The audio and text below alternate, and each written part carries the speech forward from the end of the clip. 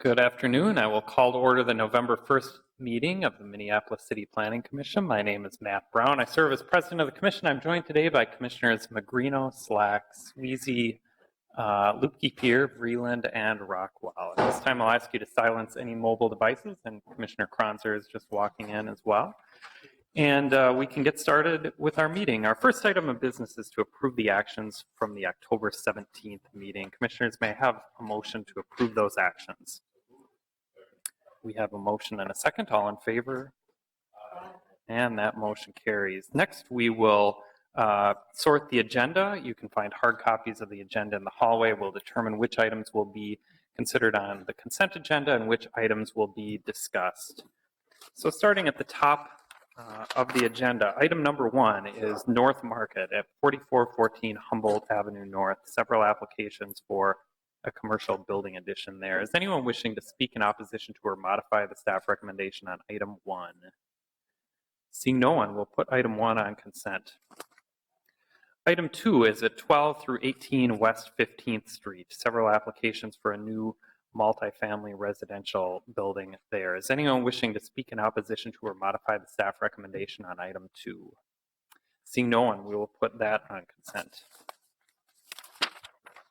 Item 3 is a zoning code text amendment related to allowing intentional communities. We will discuss item 3. Item 4 is the Hennepin, Lindale, Lagoon, and Lake pedestrian-oriented overlay rezoning study. We will also discuss item 4. And finally, item 5 is the Lowry Hill East rezoning study, which we will also discuss. So our agenda as amended is as follows. Items 1 and 2 will be considered on consent. We will discuss items 3, 4, and 5. Commissioners may have a motion to approve the agenda as amended. We have a motion and a second. All in favor? And that motion carries.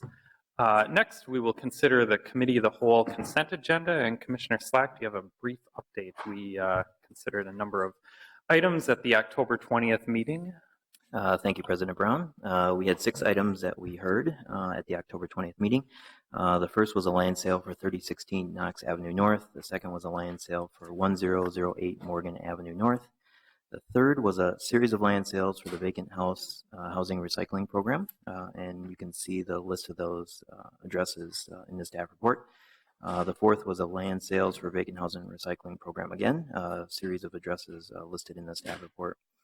And the fifth item was a series of land sales again for the vacant housing recycling program with addresses listed in the staff report. And then the last was modifications to the TIF plans for Parcel C, UVB site, Phillips Park, and housing replacement districts. Motion was made for each individual item to approve the staff report that the item is consistent with the Minneapolis Plan for Sustainable Growth. All right, and I will take that as a motion to find that those 6 items are consistent with the comprehensive plan. Is there a second?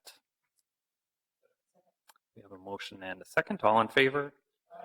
And that motion carries. Next, we'll move on to the public hearing portion of our meeting. And at this time, I'll open the public hearing for the items on the consent agenda. That is items 1 and 2.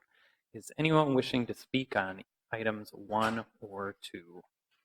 Seeing no one, I will close the public hearing, and commissioners may have a motion to approve the consent agenda. We have a motion and a second. All in favor? And that motion carries. Next, we'll move on to our items for discussion. We will start with item 3, which is a zoning code text amendment related to intentional communities. The staff is Ms. Holeen. And Commissioner Rockwell, I understand you had some questions about this. Is there anything you'd like to ask staff right away? No, nothing specific. I think. Okay. Okay. Just a brief overview of the intent, maybe. Sure. Good evening, commissioners. So the amendment before you is a text amendment to several chapters of the zoning code related to allowing for intentional communities. The proposed amendment defines what an intentional community is, establishes specific development standards for that use, parking requirements for the use, and then makes it a permitted use in all districts where residential uses are allowed, and a conditional use in the industrial living overlay district where residential uses are conditional uses. The purpose of the amendment is essentially to add flexibility to the residential dwelling unit occupancy requirements in the zoning code. Per the definition, The zoning code, by allowing intentional communities, would allow for self-identifying groups of individuals who essentially function as a single housekeeping unit to exceed the residential occupancy dwelling unit standards in the zoning code. Currently, the city regulates occupancy both through the zoning code and the housing maintenance code. So in the zoning code, occupancy is regulated based on the relatedness of persons and the definition of family. And in the housing maintenance code, occupancy is based on square footage of the dwelling unit and square footage of individual sleeping rooms. The occupancy regulations in the zoning code are not variable. So there aren't really a lot of opportunities for people to cohabitate who don't meet that definition of family. So right now, occupancy in the lower density districts is limited to 1 family plus 2 unrelated persons. And in the higher density districts, it's 1 family plus 4 unrelated persons. So again, looking at the two ways we regulate occupancy, in the zoning code, it's more to maintain the residential character of certain areas in the city, while in the housing maintenance code, it's more of a life safety issue, looking at the actual square footage and how many people can safely reside in a structure. So with allowing intentional communities, the occupancy regulations in the housing maintenance code would still stand. So the number of people who live in a dwelling unit as an intentional community couldn't exceed the housing maintenance code. So there would still be that square footage regulation. There is a companion amendment that's going forward along with this to Chapter 244 of the Housing Code that really contains kind of the nuts and bolts of this. It includes more information on, if there's a violation, what happens, how does one register. It gets more into what the definition of an intentional community is and if you do or do not meet it. Again, it's more self-identifying groups of individuals who would go to housing staff and say, we're an intentional community, we'd like to submit an affidavit as such. And then they basically get recorded that way. And when housing staff goes out, then they'll look at just the housing maintenance code, occupancy regulations, not the zoning code. So that Chapter 244, again, a companion amendment, but because that's to the housing code, that one's not before you, but has been attached for reference tonight. And I think that's maybe where some of the questions lie, because really the zoning code piece of this is fairly succinct. We're basically calling out to Chapter 244 and the specific development standards and referring to that housing code quite a bit. Okay. Are there any questions of staff? Commissioner Bender. Thank you, Mr. Chair. I know I came a bit late. I just wondered if you haven't, could you walk through some of the alternative policy options that were considered but not recommended in what's before us today? Yes, so this is something that's actually been on the text amendment work plan for several years. I came into this probably about 2 years ago, and in that time we've looked at a couple of other options, one being changing the definition of family to allow a certain number of unrelated individuals to be a family. So right now we allow 1 family plus 2 unrelateds in the lower density, 1 family plus 4. There are several peer cities in the research and the staff report that allow for up to 8 unrelated individuals to be considered a family. And that's something that's been upheld by federal courts as far as what they deem appropriate for basically allowing reasonable access to housing is that magic number of 8. We also looked at just taking the definition of occupancy out of the zoning code. Minneapolis is pretty rare in that we have occupancy regulations in both the zoning code and the housing maintenance code. Typically, cities that have a housing maintenance code don't regulate occupancy in the zoning code because it's really more of a life safety issue. And if it is in the zoning code, it's typically based on square footage or has a little more flexibility in that definition of family. So we looked at both of those options, and in the end, this is sponsored by 2 council members who wanted to proceed this way, but we did look at those 2. Okay. Are there any further questions of staff? If there are none, at this time I'll open the public hearing on this item. Is there anyone who would like to speak on item 3? Yes, and please come to the microphone and state your name and address for the record. My name is Peter Bergerny, 3055 22nd Avenue South. Sorry, a little bit out of breath, just had to run up here. I just want to briefly speak about family. The law in its majestic equality allows both rich and poor alike to count domestic staff as family. That's a little riff on a quote you may have heard of, but I just think it's kind of funny that we can count staff among family members with no problem. I don't like that our definition of family essentially favors white, middle to upper middle class, heteronormative families. I don't think we need to define family in the zoning code at all. It's not a zoning issue, it's a life safety issue, like staff said. So that's just my one main thought, is that I think it just needs to go away. Thank you. All right, thank you. And please state your name and address for the record. Hi, my name is Alex Cicchini. I live at 3525 Fremont Avenue South. I'm here to support the general direction, but urge you to push back on it as written. Quick anecdote, back in 2012, 79% of Minneapolis residents voted down the statewide voter ID legislation, and it was obvious how that requirement would negatively affect low-income populations, specifically people of color.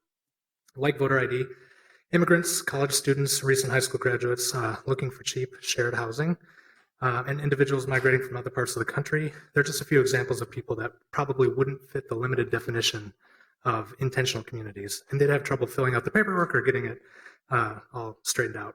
We know what'll happen. Many of these people simply won't do it. They'll either illegally occupy the space, risking eviction or fines, or they'll likely go to more expensive housing options somewhere else. This is a bad, predictable outcome for populations that are historically underserved. It's also kind of solving a non-existent problem. I haven't seen any evidence that shows intentional communities have any fewer parking, litter, noise, or other impacts to nearby residents. I haven't seen any evidence that landlords that have more than one intentional community or more than one group of people living together like this tend to be slumlords or poorly maintain their property. So I think if we want to view housing as a right in the city, we need to expand the definition of who's allowed to receive it beyond your standard nuclear families and intentional communities. So let's just remove occupancy limits from the zoning code entirely and keep it in the building code as a health and safety issue where it belongs. Thank you. All right, thank you. And is there anyone else who would like to speak? Yes. Please state your name and address. Hi, I'm Danny Cloutier, and my address is 3030 39th Avenue South. And I just want to make a comment about the amendment as proposed as to the wording of intentional community. I believe that it is excluding different definitions of community, which include eco-village as far as tiny homes, which is a really big portion of the movement. Eco-village would include combined zoning with agriculture and residential, which is not included in the proposal. And tiny homes would not be one building, but a cluster of several. Also, I am a little concerned with the wording about the landlords only being able to own one, what is it called?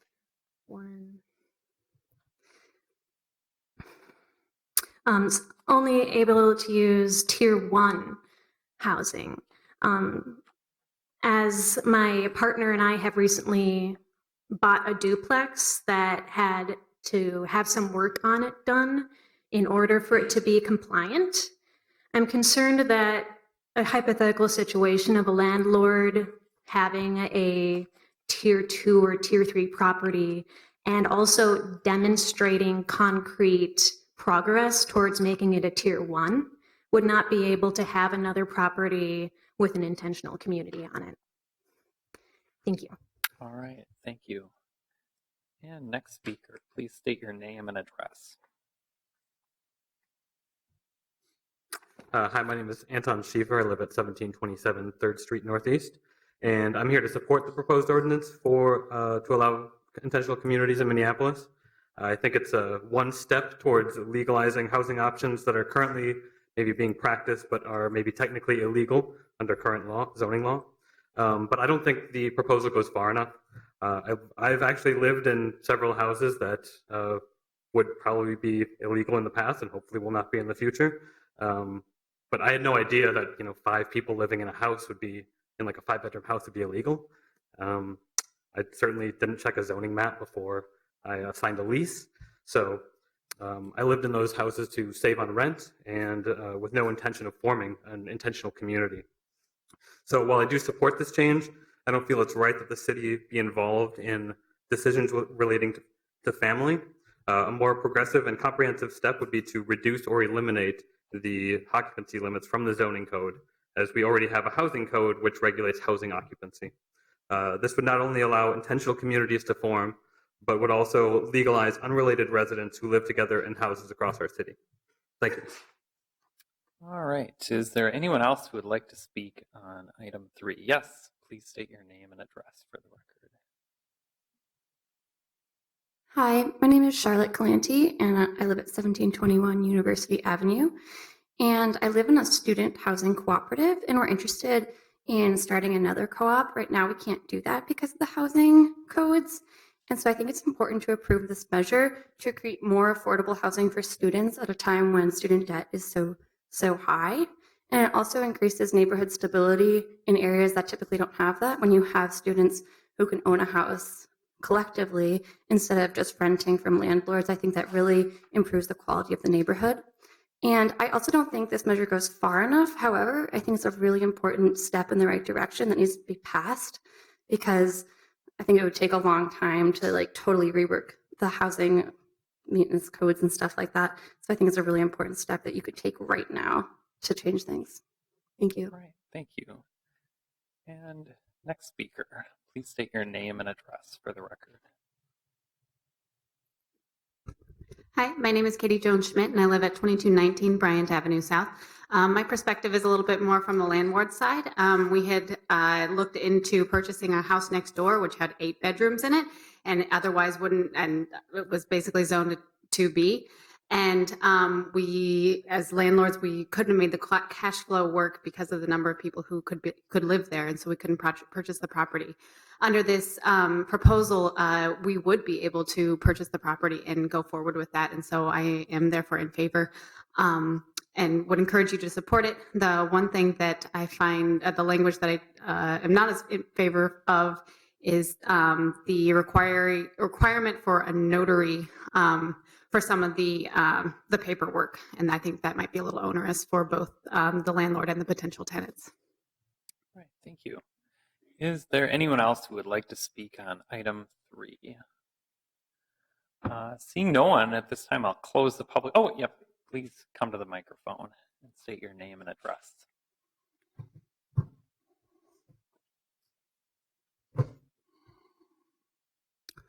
I'm Nick Manthe. First off, thank you all for considering this ordinance. I am very much in support of it.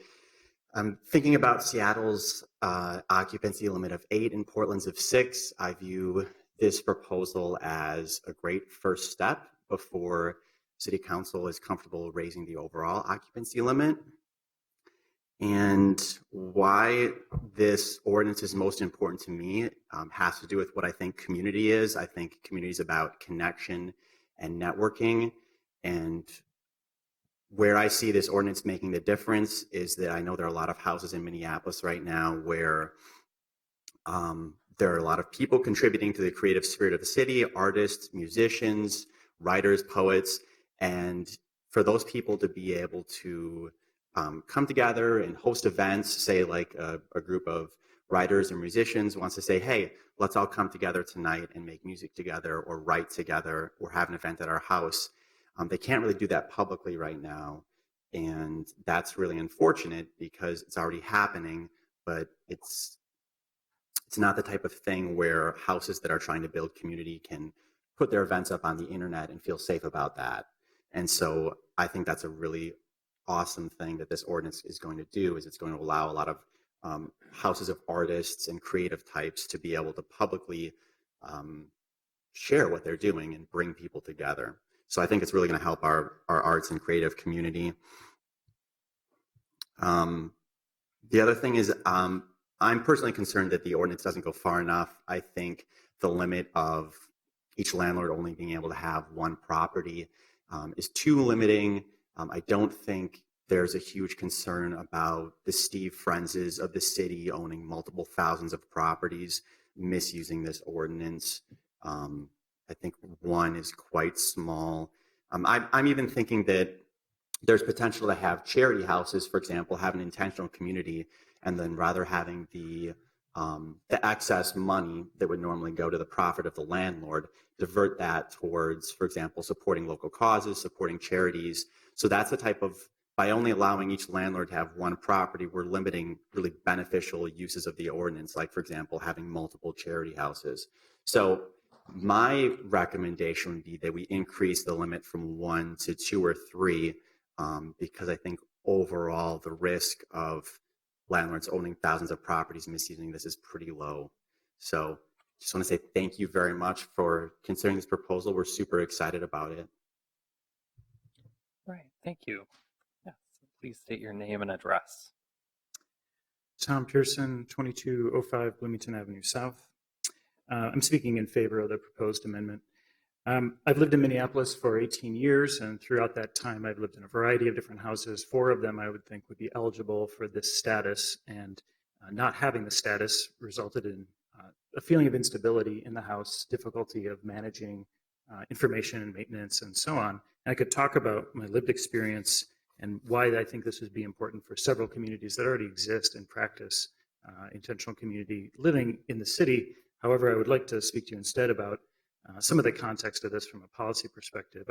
In my daily work, I'm a researcher for cooperatives, and I serve on boards of directors for Shared Capital Cooperative, which is a community development financial institution that lends about $3 million to these types of housing cooperatives throughout the country, none of them in Minneapolis, and Riverton Community Housing, which is a local affordable housing provider for students, which intentionally in the 70s stopped trying to develop congregate living student co-ops, even though the financial and non-financial benefits exceeded our current model, which is apartment style living.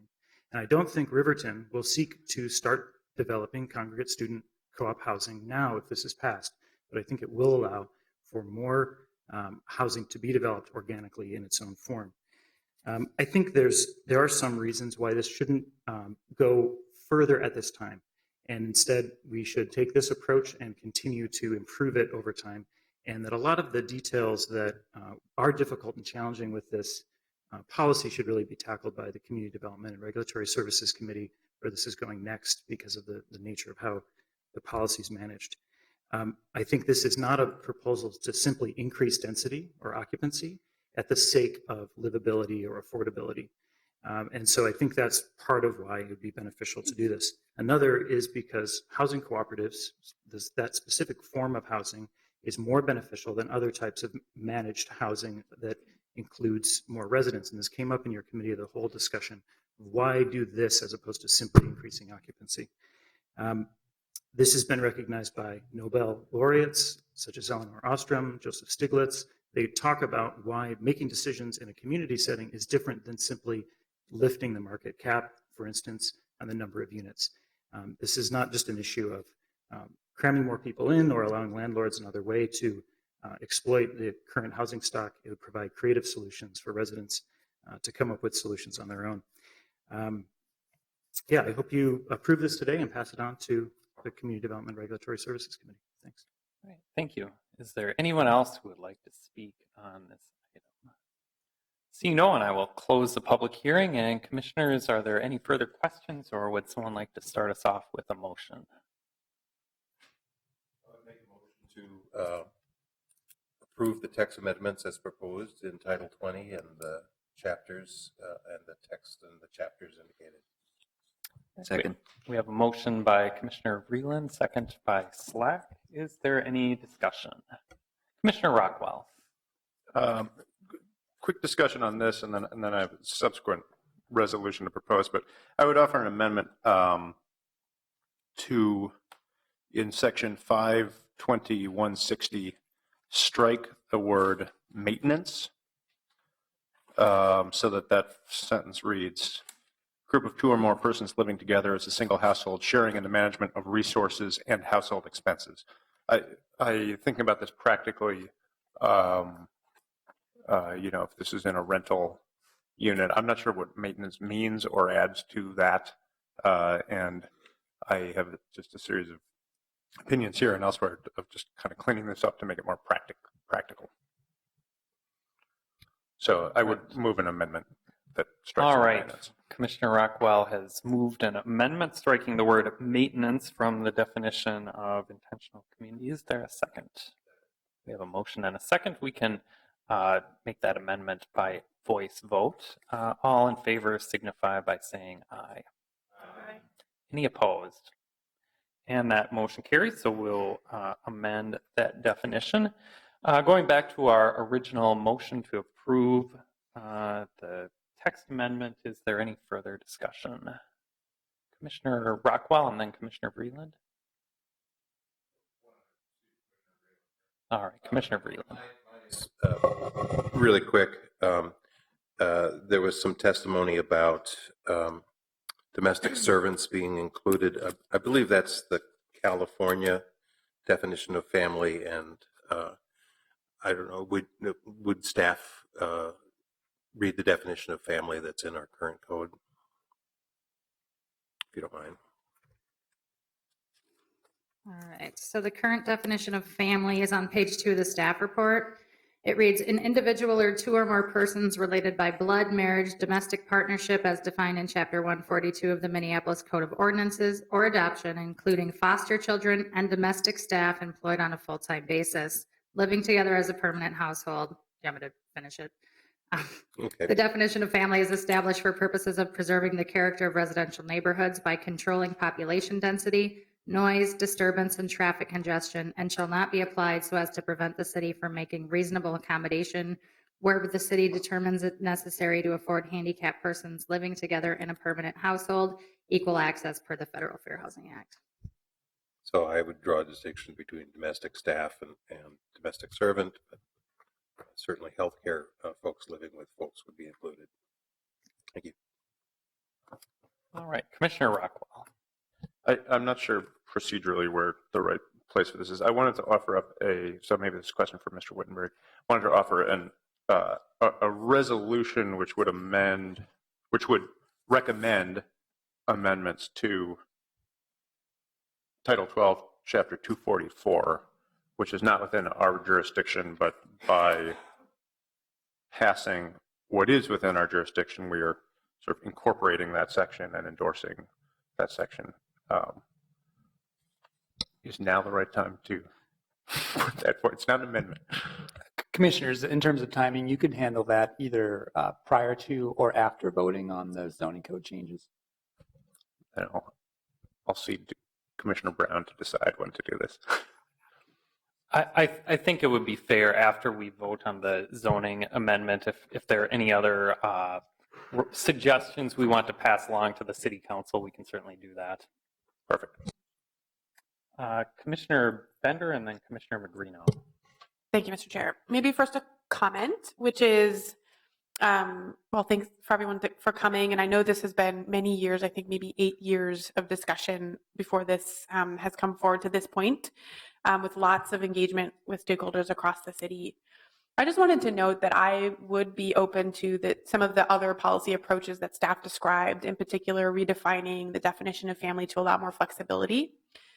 Philosophically, I don't think that we should be one of the few cities in the country that regulates occupancy in our zoning code. I think that, like some of the speakers said, it's more appropriate to regulate the life safety of folks living within a building than it is to try to control as a city who gets to live together and who doesn't. That said, given that the authors have worked very hard to bring something forward that they think is able to be supported now by policymakers, I'm willing to support this as an incremental step. I was curious about what Commissioner Rockwell had planned to bring forward just before we vote on the underlying ordinance. I think maybe it would be helpful for most of us to hear that first, just since it might affect some of the discussion. So I would note that. Thank you. Yeah. Commissioner Rockwell, maybe you'd like to provide an overview of your suggestion. So, I guess this is framed by some thoughts I had. I also agree with what a lot of the speakers have discussed here. And, I'm sort of frankly somewhat embarrassed to live in a city where we do regulate occupancy limits. I think it's a weird thing to do. I think we have a history in civil rights law of this not being a good idea. But I think that this is, as many people pointed out, a step in the right direction. It's not where I'd like to see us end up, but this is a step moving us in the right direction. And, I was thinking about doing the math on my own life and realized I've lived more than half of my adult life in with more than 3 unrelated people. So I'm glad I wasn't living in Minneapolis when I was doing that. But it was the only thing that made my life affordable. And it also created a market for 3 and 4 bedroom units or homes other than families. And, one thing that I've talked about in this commission before is that we are building a lot of studios, 1 bedrooms and 2 bedrooms, and that doesn't provide space long-term for families. And yet we're limiting the market for those units, I think, in what is an unreasonable way. And so I'm glad that this is coming forward to start to change that. And this issue also relates, to things that are later on the agenda today in my mind, which is that this is about, allowing more people to live in neighborhoods where there is access to amenities and to transit and to, all of these things we need in our daily lives. And so we've got this excess capacity in these cases. We heard from a landlord today and said, I don't know how I would ever lease out an 8-bedroom building. And I think that's important. So all of this is to say that I hope this is the first step in kind of moving us towards demonstrating that these non-familial living arrangements are not a threat to the neighborhoods, not a threat to the city, and I'm kind of confident that'll occur. So, as I stated earlier, our jurisdiction is really weird on this in that the Planning Commission, recommends to the City Council pieces in the zoning code, but not in the Housing and Maintenance Code, and yet we are referring to the Housing and Maintenance Code, and this is all a package as a bill. So, in talking with staff, which was very helpful, so thank you, I figured out how to put forward some suggestions. And so the suggestions are here as in the form of a resolution, and it is just basically these are what I think of as practical changes based in my own thinking about my own living in these what I guess might have been intentional communities in some cases, and in talking to others. So I can kind of walk through this very briefly. The words that are struck out are intended to be deleted, and those double underlined are intended to be added. So I'll just go through this very quickly. I think the democratic governance piece in number 2, I think there's a lot of ways that households are run, and looking at Congress these days, democratic governance doesn't sound so great. I just, I wonder if having a set of rules covering maintenance responsibilities, however those rules fit, might be better. In number 3, I think putting an or instead of an and there. This is related to, what legal uses you have for the address. I know we're all supposed to change a driver's license within, 60 days of moving to an address, but I've consistently not done that. And I know a lot of other people that don't. So, I think having some sort of legal tie to the address. Number 4 is reflective of the fact that, leases are year-long leases. And so asking people to sign like a 2-year lease, which I don't think really exists, to be in a place for more than 1 year is practically odd. Number 5, again, different households run different ways. Then in D1, that was just essentially a language clarification. I don't think we see it on our screen anymore. I didn't really know what acting as separate roomers were, so I thought clarity made some sense. Number 2 addresses something one of the speakers spoke about. And sorry, this was do you want 2 pages, Kimberly, so you can put all of this on one? This goes over the page break. I didn't think about this. Can I look on yours? So this is, actually, I don't need to look at it.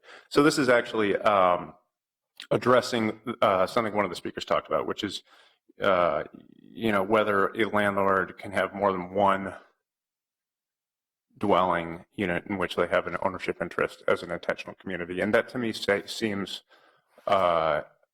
overly restrictive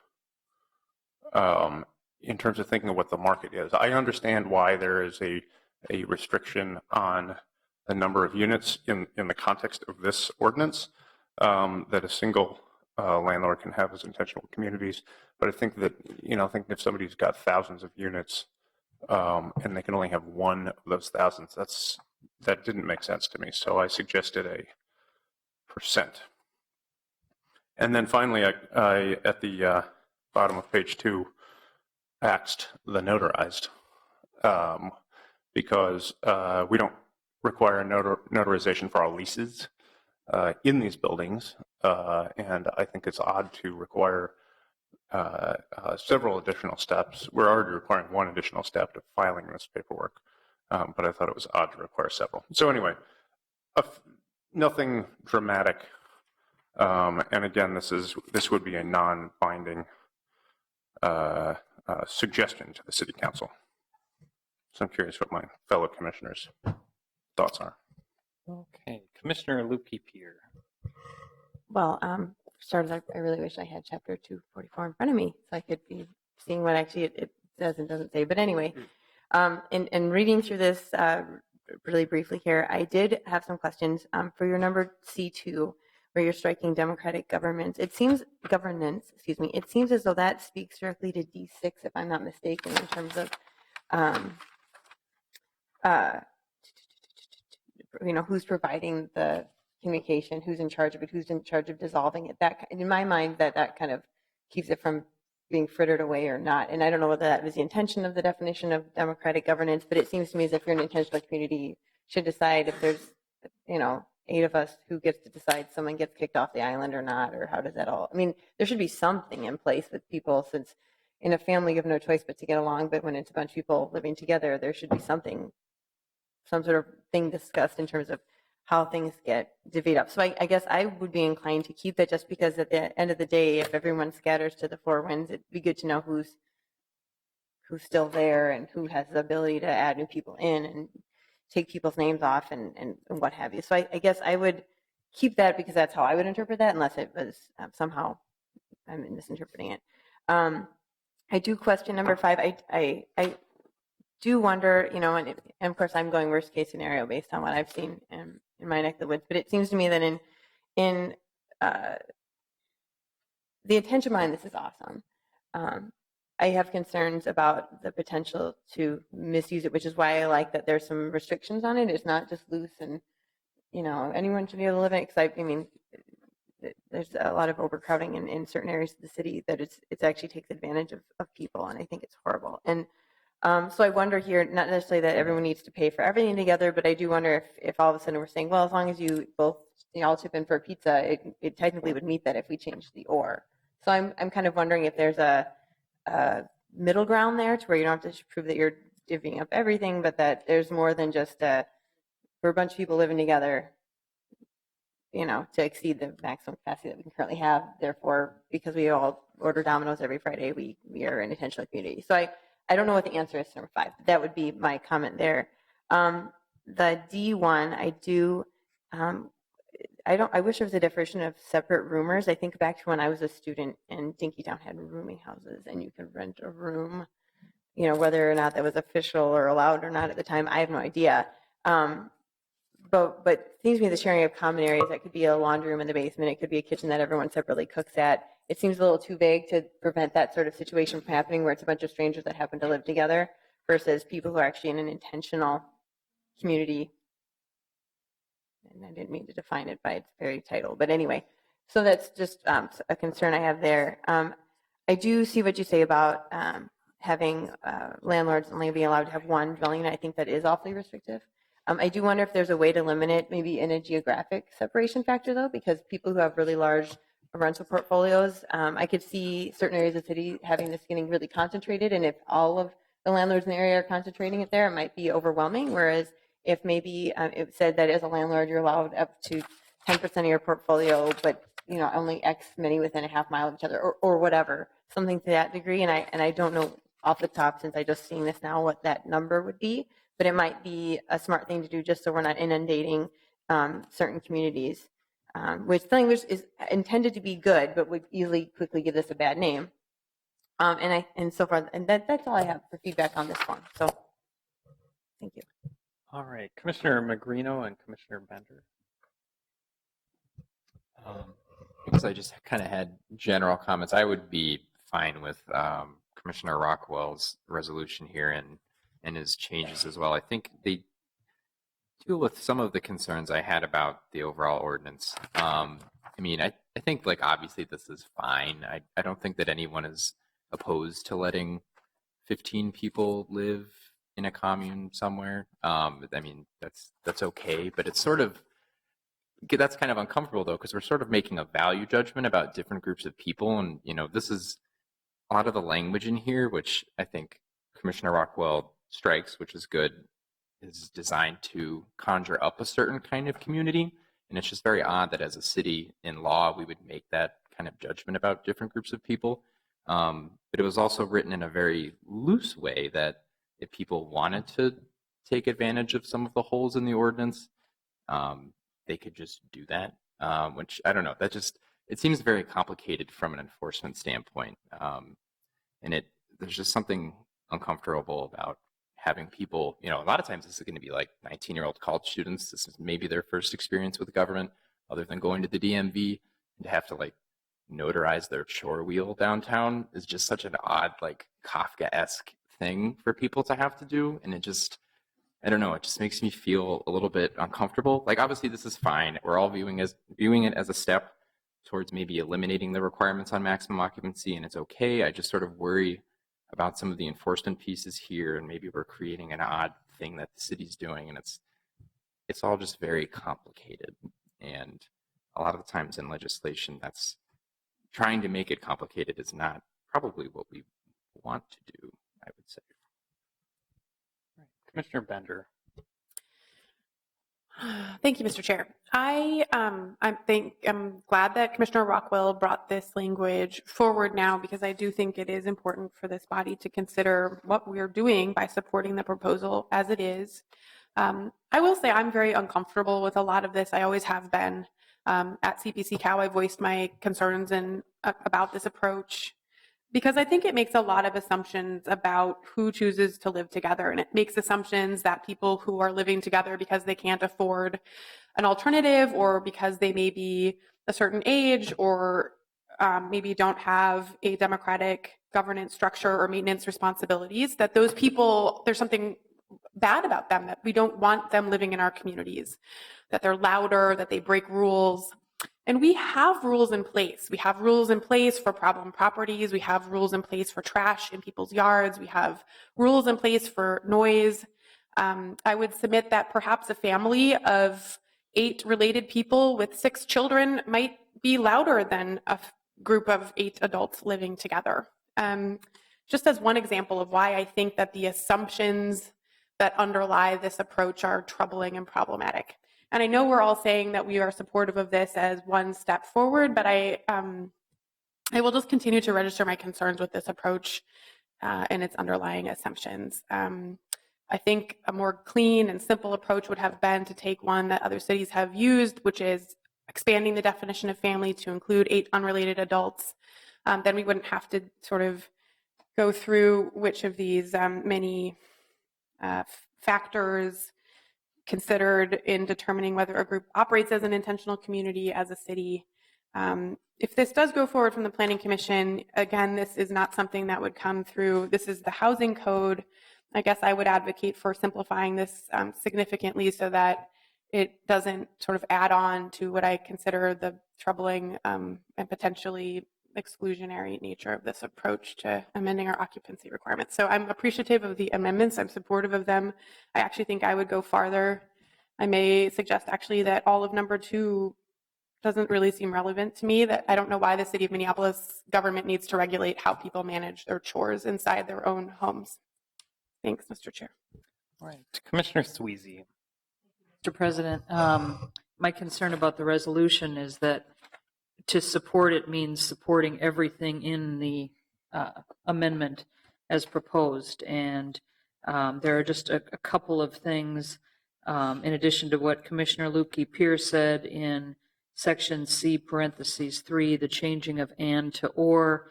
For me, that's a drafting issue. I think when you're listing things that are included but not limited to, I think and is the appropriate way to characterize them, not or. And then number 4, with changing it to, with the concern about it being transient or temporary in nature, requiring that the group be intended to remain in place for a period of 1 year or more, I think is a lot more difficult to establish than whether something is in effect or has a term certain.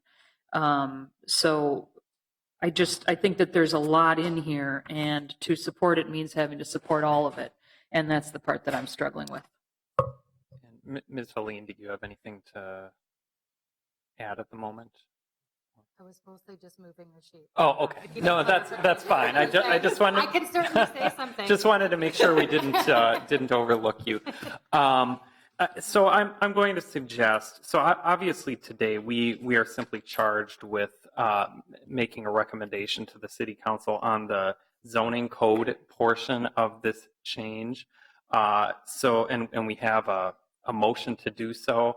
I think along with that motion, which also had an amendment, I think we can also offer a suggestion to the City Council that they continue to look at some of the more substantive changes to the housing maintenance section that Commissioner Rockwell has proposed. Because that's a section of the code that we don't really have discretion over on this commission, I think they can simply accept that as a suggestion, and if we have concerns about some of the specific wording, that can be sorted out in a different forum. So I'm not particularly concerned about that, but I think it seems that we have enough of a consensus that we can pass these suggestions along. I think, too, another theme I have heard is that I think we're generally supportive of this change, although I think we all generally view this as an interim step, and that some changes to the occupancy requirements are maybe a better long-term solution. I know I believe our current definition of family and occupancy requirement are particularly conservative and cautious, not only in comparison with some of the examples from around the country that were cited in the staff report, but also I think within this metro area, that's a very conservative definition of a family. And, when it comes to our comprehensive plan policies of expanding housing options and providing more affordability in housing, I think it's important to look at living arrangements that are different from the nuclear family. So I think this is a step in the right direction. So if there's no further discussion, we have a motion and a second. Clerk, please call the roll.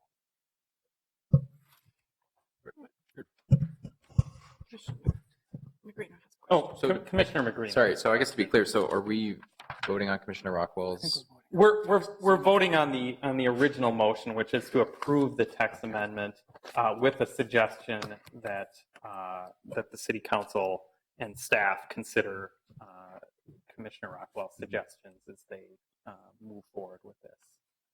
I guess I would make a motion to strike the term democratic governance from C2 and the notarized statement requirement in E3 and 4. Are we talking about Commissioner Rockwell's thing, or? Yeah, maybe that's a good idea. Yeah.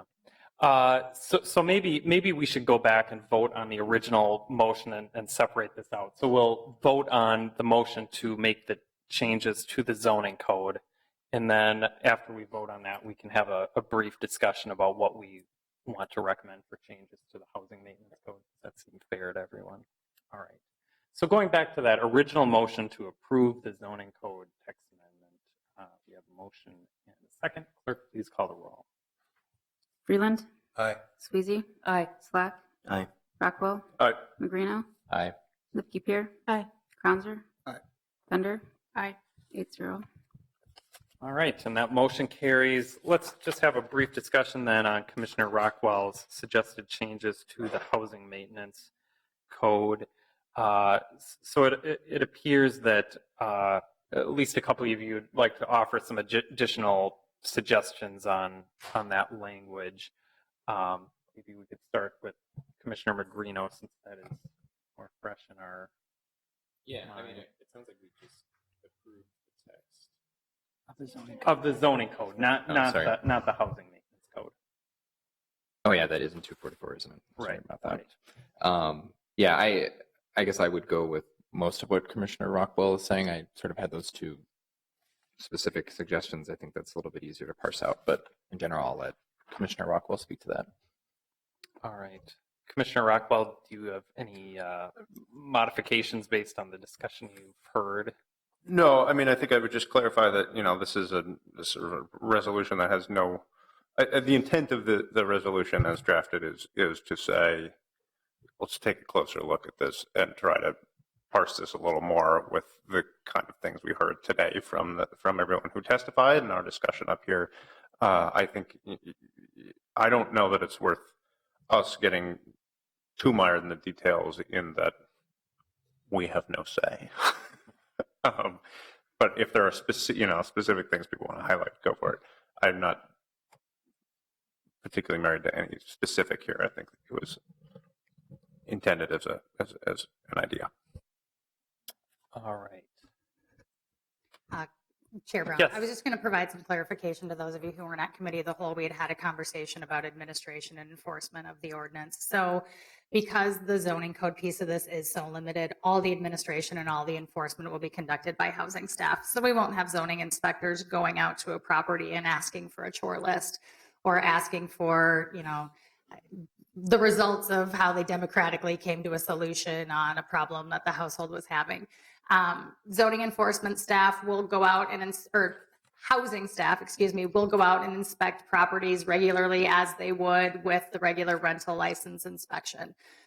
So there's the reference to tier 1 rental licenses. Those are those that, don't have a lot of issues. They operate pretty smoothly. They don't require a lot of additional inspections by housing staff. They don't have a lot of requests for service. So as they come up for inspection, housing staff will go out, they'll do their inspection.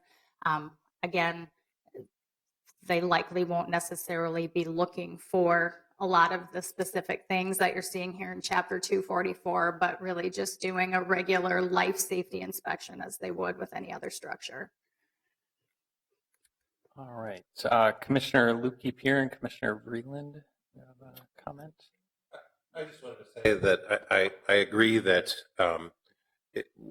sending Commissioner Rockwell's resolution, but including the discussion that's taking place, would be really helpful, because we're not going to settle it here, but I think it's helpful to send that discussion forward, and I think I kind of agree with some of the modifications of the modifications, but if we could move this forward as kind of, here are some issues that we've raised and some clarifications that might be helpful.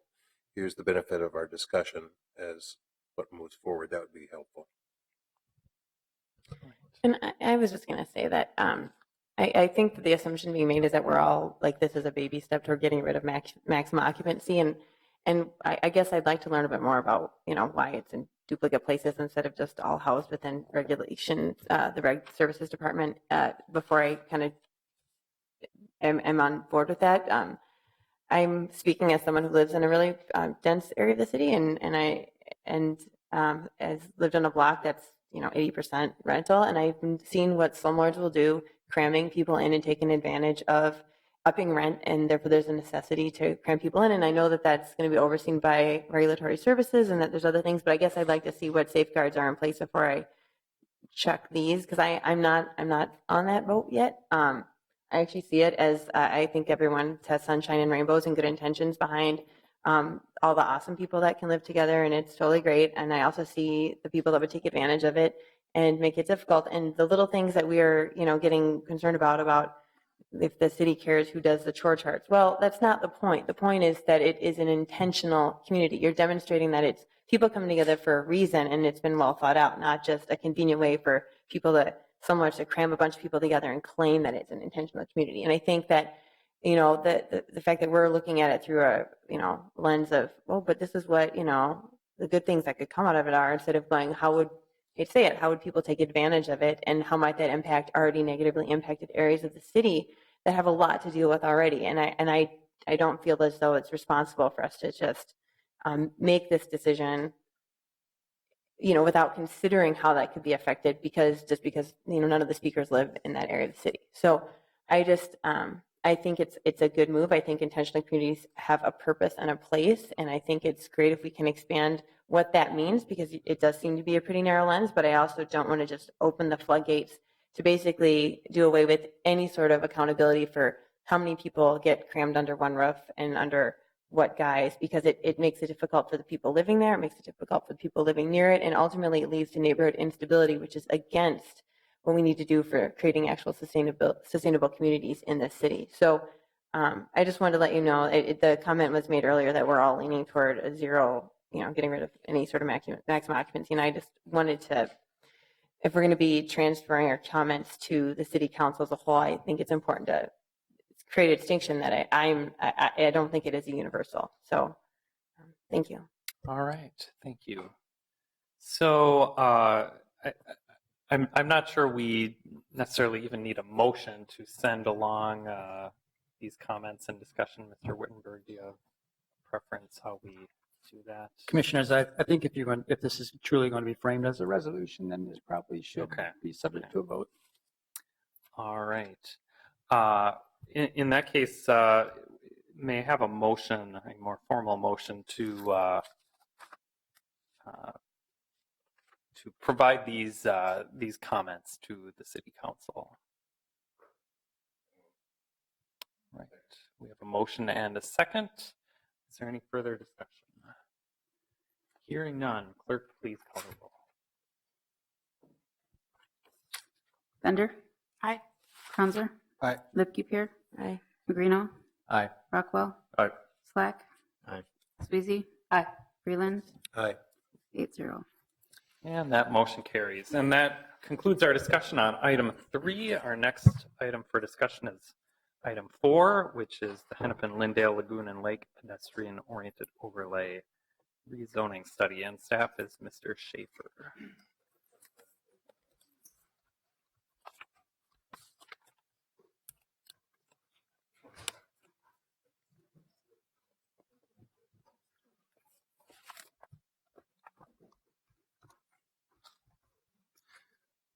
Chair, Commissioners, sorry, I'm taking a moment to log in here.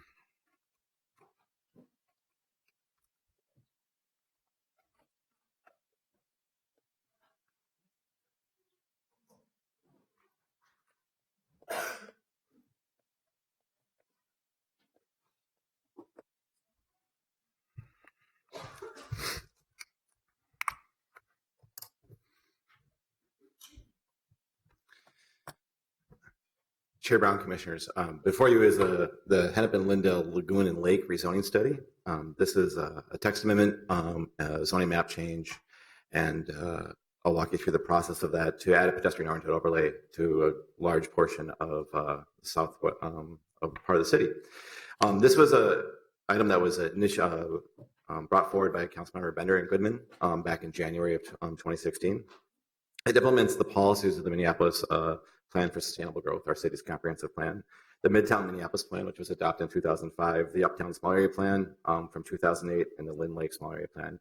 In your staff reports, you'll see a lot of that, a policy referenced both in the findings and in some of the discussion.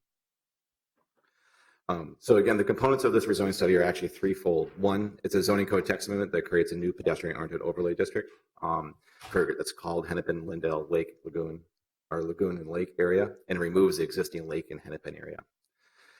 Second, it's a zoning code text amendment that amends the general provisions of the pedestrian-oriented overlay. That means we're proposing all changes to all pedestrian-oriented overlays. This is something different than what you had originally seen at the Planning Commission Committee of the Whole back in August, but it furthers implements this plan. And finally, it's a rezoning of property to add and apply the pedestrian-oriented overlay district. So just in generally, the areas, this is included in your packet. I just wanted to highlight it. These are the areas that are going to be proposed for inclusion in the rezoning study. This is properties along Hennepin and Lyndale, from frankly just above Franklin Avenue North, or just north of Franklin Avenue, to 31st Street on Hennepin and Lyndale. This covers the commercial corridors. These are land use features in our comprehensive plan, which is some of the basis for the guidance that we're recommending for the PO. So it follows the extent of those features to about 31st Street and note on Hennepin Avenue. It goes south of 31st Street just slightly to include the commercially zoned properties there. There's a bank and a few other sites that we're bringing in. And then it goes from, frankly, west Calhoun Parkway, East Calhoun Parkway, excuse me, all the way to 35W. The areas on these maps, you can see there's areas that are hatched in blue. Those are existing areas that are in pedestrian-oriented overlays. You can see that a good portion of the area covered by Uptown Lynn Lake are currently included in a pedestrian-oriented overlay. This would amend that requirement and put the standards that we're proposing in place. So with the pedestrian-oriented overlay, there's a series of standards that are just existing standards that I want to just raise your awareness. I know you're used to these, but just to highlight them for the public. I wanted there's different levels of prohibitive uses. We prohibited automotive uses, transportation uses, drive-throughs, and I will leave it there. So transportation uses are bus services. We don't have any of these in the project area.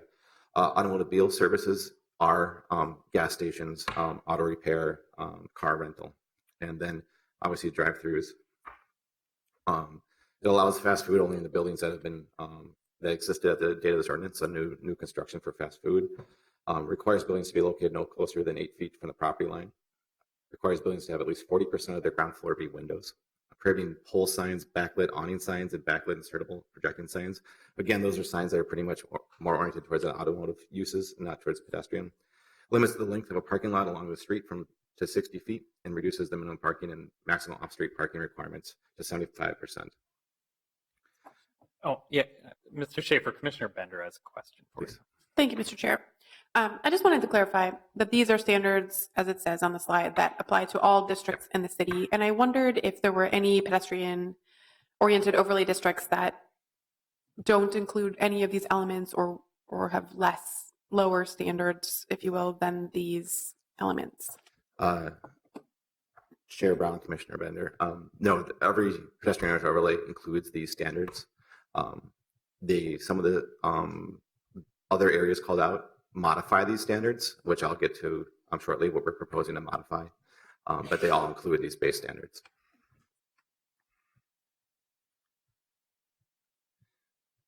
So to kind of expound on your point, Councilmember Bender, there are some additional standards that we're looking to apply specifically to this Hennepin Lagoon and Lake area.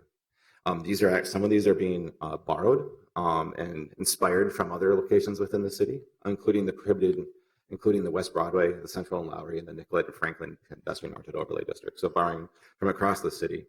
Those including establishing a minimum of 2-story development, a minimum FAR of 1. So we get the kind of development we want to see on our commercial corridors that plans call for. Prohibiting principal parking lots. So going further than just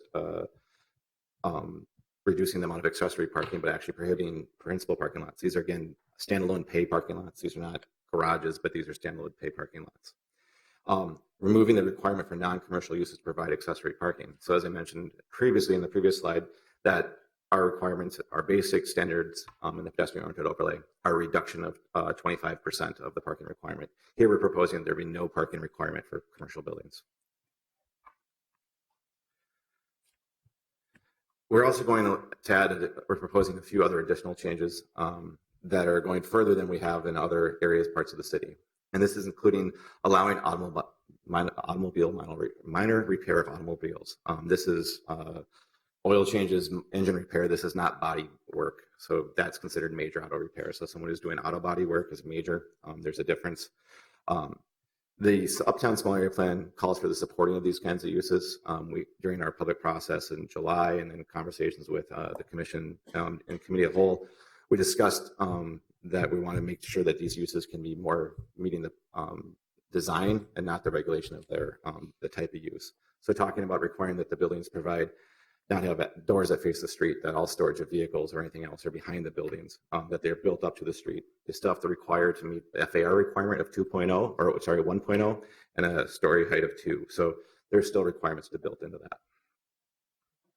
Additionally, we're proposing to require a building entrance within, in the case of a corner lot, to be located 25 feet off the corner of a building that's placed along Hennepin, Lindale, Nicollet, and Laguna Lake. So basically, we're trying to get entrances when you're building on a corner to have an entrance within 25 feet. I know the commission dealt with this on a previous land use application, and the commissioners during the committee of the whole offered some other guidance we've worked through and ended up with kind of similar to what we originally had planned, but we've took a long path to get there. But offering that entrance is within 25 feet of that corner of that building. We're also proposing an increase in the FAR, so the floor area ratio of the building. Right now, we currently offer certain sets of bonuses, one for affordable housing, so 50%. If you're providing 20% of your units that are affordable at 50% of the area median income, you can get an increase in the size of your building by 20%. We get that for active ground floor uses, so having a commercial ground floor, so a mixed use building. And also offering that for enclosing parking. As the commission knows these, they've dealt with this before. We're proposing to increase that bonus by 5% from 20% to 25%. The zoning code, we do this also in the transit station areas. We actually increase that to 30%, not 25. We feel that this also helps get us to the asking for the type of development we want to see, encouraging the intensity of development along our commercial corridors, which are for high intensity development. Additionally, a lot of both the Midtown Minneapolis plan and the Uptown Small Area plan call for really increasing the daytime activity, trying to increase the office population and just non-residential uses. And one of the what's built into our current bonus structure is that you have to have residential units to meet any of those requirements for bonuses. So we're proposing to make sure that non-residential buildings that have a commercial ground floor, so an office that might put a commercial space on the ground floor, an active space on the ground floor, or they can also qualify for those bonuses. Obviously, they wouldn't qualify for the affordable housing bonus because they have to provide housing, but we want to make sure that we can encourage those kind of uses and give those buildings and those uses the same kind of incentives that we offer for mixed use within the city. Additionally, there is a few other standards. One is establishing a base maximum height of 4 stories and 56 feet. The base zoning throughout the project area varies from C1 zoning, which has a maximum height of 2.5 stories or 35 feet as of right, to C3A, which offers 4 stories and 56 feet. The proposal is to increase that height directly to 4 stories across every property in there. So every property within the proposed boundary would have a maximum base height of 4 stories and 56 feet. We're also prohibiting curb cuts in the case of corner lots. So again, trying to keep activity and make that pedestrian corner a strong corner, making sure those curb cuts are on the interior of those streets and not along the corners. And then ultimately, there is one other provision, and this is to keep people from getting caught in kind of a limbo. Our base zoning is also office residential in some of our areas of this proposal, and that has a requirement of a 15-foot setback for a front yard. And our commercial districts do not have that setback. Our pedestrian oriented overlay calls for buildings to be brought up to the front, up to the street. And so we're proposing to have up to 0 to 8 foot setback, so eliminating the office residential 15-foot setback. This is explained more thoroughly in the actual text amendment, but I wanted to walk you through it because sometimes ordinance language is a little harder to read. Additionally, as I mentioned before, as we are proposing this amendment, we're removing the Hennepin Lake area portion of the current pedestrian overlay district. That has one additional standard, and that standard's on the screen and listed in your staff reports, and that's a travel demand management plan. TDMP, in this case, is triggered if for any additional building size of 4,000 square feet. So it triggers it for a fairly small level. Our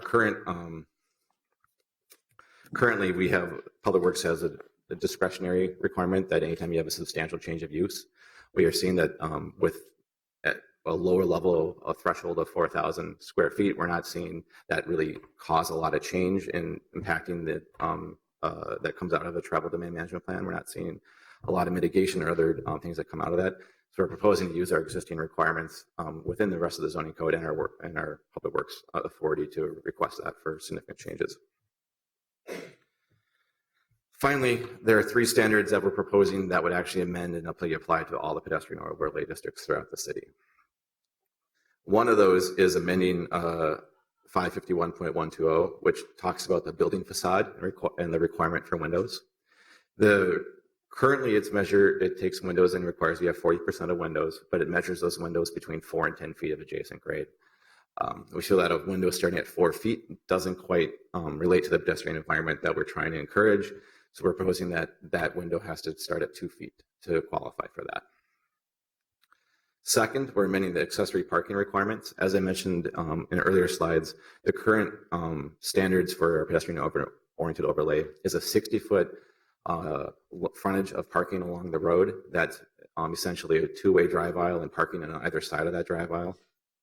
And a lot of the work that we did looking at the study area, we found that that condition is pretty prevalent throughout the study area and was something that people found that wasn't really adding to the pedestrian environment. So we were looking to go to a shorter distance. This was originally proposed just for this area, but we're proposing to apply it across the city because we think it makes sense that we reduce that to 40 feet. It's from 60 feet. So that removes basically one level of parking. So it's a 2-way drive aisle and parking on one side. You can put the parking to the back, you can do other things, but it allows for that parking still to be along the side, but it reduces that length from 60 feet to 40 feet. And then we're proposing again to apply that to all pedestrian-oriented overlay districts. And finally, we're proposing to require accessory bicycle parking. This is something that is currently in our Nicollet and Franklin pedestrian-oriented overlay, and we're proposing to put it across in all the PO districts. So with that, we can look specifically at the language through your discussion, but with that, we're recommending approval of both the text amendment and the map changes. And I'm happy to answer questions. Okay, commissioners, are there any questions of staff? Commissioner Slack. Yeah, I just had 2, I think, questions for clarification. The first is related to the allowing of minor automobile repair. Is it really just to support, as sort of I'm reading it here, existing uses that have been identified as part of some of these small area planning processes, or is it to support new automobile uses? It would be to support Chair Brown, Commissioner Slack. It would be to support both. It would obviously apply to existing buildings and existing uses, but it also applies to new construction. So if you're going to want to build or add on to a minor automobile repair, we'd want to see you come into conformance with this. If you wanted to build a new project, we do actually have some examples of multi-story, auto repair. And actually, there's an example of multi-story major automobile repair within the project area, which is Hagen's Auto Body on 29th and 28th and Lindale. So it's for both. And then the second relates to the removal of the TDMP. And I guess my question associated with that is, I do agree that that size of development doesn't always necessarily need a TDMP just because of really the low level of impact. But what is the threshold? And you described this as sort of discretionary by Public Works. Is there not a written threshold for when we do have to require an applicant to do a TDMP? Right now, it is a discretionary through Public Works. It is through that. I don't know if Jason wants to chime in and how it's been operationalized, but Sure, commissioners, by ordinance, a project of 100,000 square feet or more is required to submit a travel demand management plan. However, as Mr. Schaefer alluded to, projects much smaller than that are often required on a discretionary basis to submit a TDM plan. You know, and just from my point of view, I feel like over the last maybe 2 years, we've seen a lot of contentious projects, and a lot of the contentious issues have been around access and circulation from vehicles and how it really affects livability of sort of the adjacent context. And 100,000 sounds really large. 4,000 is really small, and I'm just wondering if at some point here we need to have a conversation if there is a threshold, because I can think of some specific projects where a lot of us asked for traffic-related information, but the project, I think the threshold was too small from the standpoint of that 100,000 square foot number, and then I think subsequently Public Works didn't deem it as necessary to happen. And so I'm just wondering if at some point here in the future we want to have a conversation about what that threshold might be, because that to me is really affects livability in a lot of cases, and so to me that's something I'd like to have a conversation about. And commissioners, it is on our work plan to re-examine the TDM ordinance. Perfect, thank you. Commissioner Kronzer. Hi, Brian. I just have a couple of clarifying questions. I want to just clarify and make sure I understand the curb cut proposal. So if we take the Walgreens at 27th and Hennepin, they would not have been allowed to have a curb cut on Hennepin. Is that what this proposal is suggesting? Chair Brown, Commissioner Cronster, that is correct. They'd only been allowed on the side street. Okay, thank you. And then in the staff report, it does reference a 60-foot width parking lot and then 40 feet. Is the proposal to limit parking lots adjacent to the front property line to 40 feet wide? That's correct. It is to reduce it to 40 feet. Okay. And then when we were at committee of the whole, there was discussion about requiring pedestrian scale lighting, building mounted. I don't see this, and didn't hear that in your presentation. Can you explain what happened to that? Chair Brown, fabulous idea. Yeah, sorry. Go ahead. Finish. Go ahead. Chair Brown, Commissioner Kronzer. With pedestrian scale lighting, we had the conversation. We originally, when we brought this to the committee of the whole, that was an encouragement. We had a conversation as a commission with the commission about having stuff that we consider regulation, but using words encourage versus require. So we took that into heart. We didn't necessarily feel it should be required. We feel that it might be worth a different look. We do cover pedestrian lighting through our chapter 530 in site plan review through SEPTED, and talks about lighting. It talks about adequate lighting. So there's a conversation about how that may have to fit into the future. It's a conversation I know it's been coming up as we think about policies in our comprehensive plan and going forward about what that might be for a better pedestrian environment. But the reason for it is twofold, is that we already have some discussion of it in our zoning code in chapter 530. And second, that the staff was prepared to think about it as an encouragement, but not a requirement. And based on the commission's feedback, we just moved to removing that encouragement altogether. Okay, and then two more. Shared parking, can you briefly describe what this proposal is on shared parking? Are you pulling it from the Nicollet Petition Overlay Ordinance? Shared parking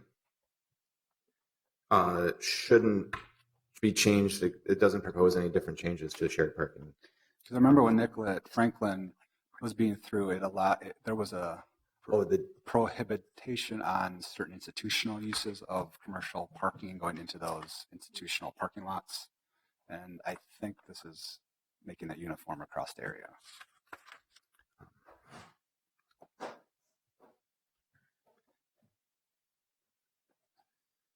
I'm trying to answer your question, but I want to actually bring up text to do that.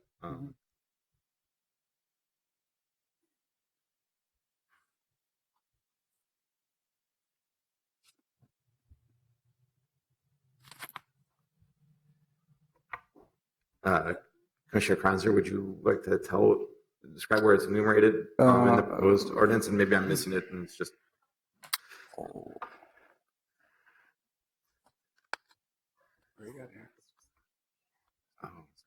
It's 551.140. All right, it's existing. Sorry, it's using existing requirements. Then that is currently what is allowed. I should mention this is a team effort. So staff members, planners, Kimberly Holine and Aaron Hanauer, and I collaborated on this. And Kimberly pointed out where it is. So thank you. It is what you're reciting is. Here under 551.1.4 accessory parking, the development of shared parking is encouraged and subject to the provisions of 541. That is a requirement of all pedestrian-oriented overlays. We're not proposing any changes in that today. I think what you are referencing is both in Nicollet and Franklin about the distance to how far you can have shared parking or off-site parking, but also those uses that used a certain parking lot. And I think that was a temporary use, and that permit is now expired on that site in Nicollet. So to be clear, so an institutional parking lot cannot be used for commercial parking in this proposal.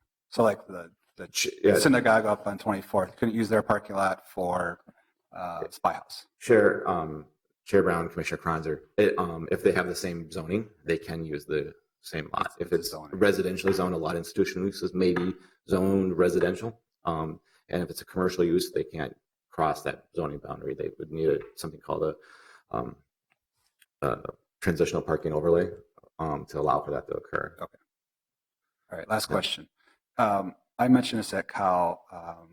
I noticed that the land, not all the properties between Lake and the Greenway, east of Lindale, are covered in the PO. There are at least 3 pretty big sites that are industrially zoned. I'm personally concerned that we're not protecting that area in a PO. So I'm wondering what staff's thinking is on that. So Commissioner Kronzer, on the map before you, are you speaking east of Lindale or west of Lindale? East of Lindale. We specifically stayed to properties that were contiguous or touching or adjacent to the commercial corridor of Lake Street. So we didn't go as far deep.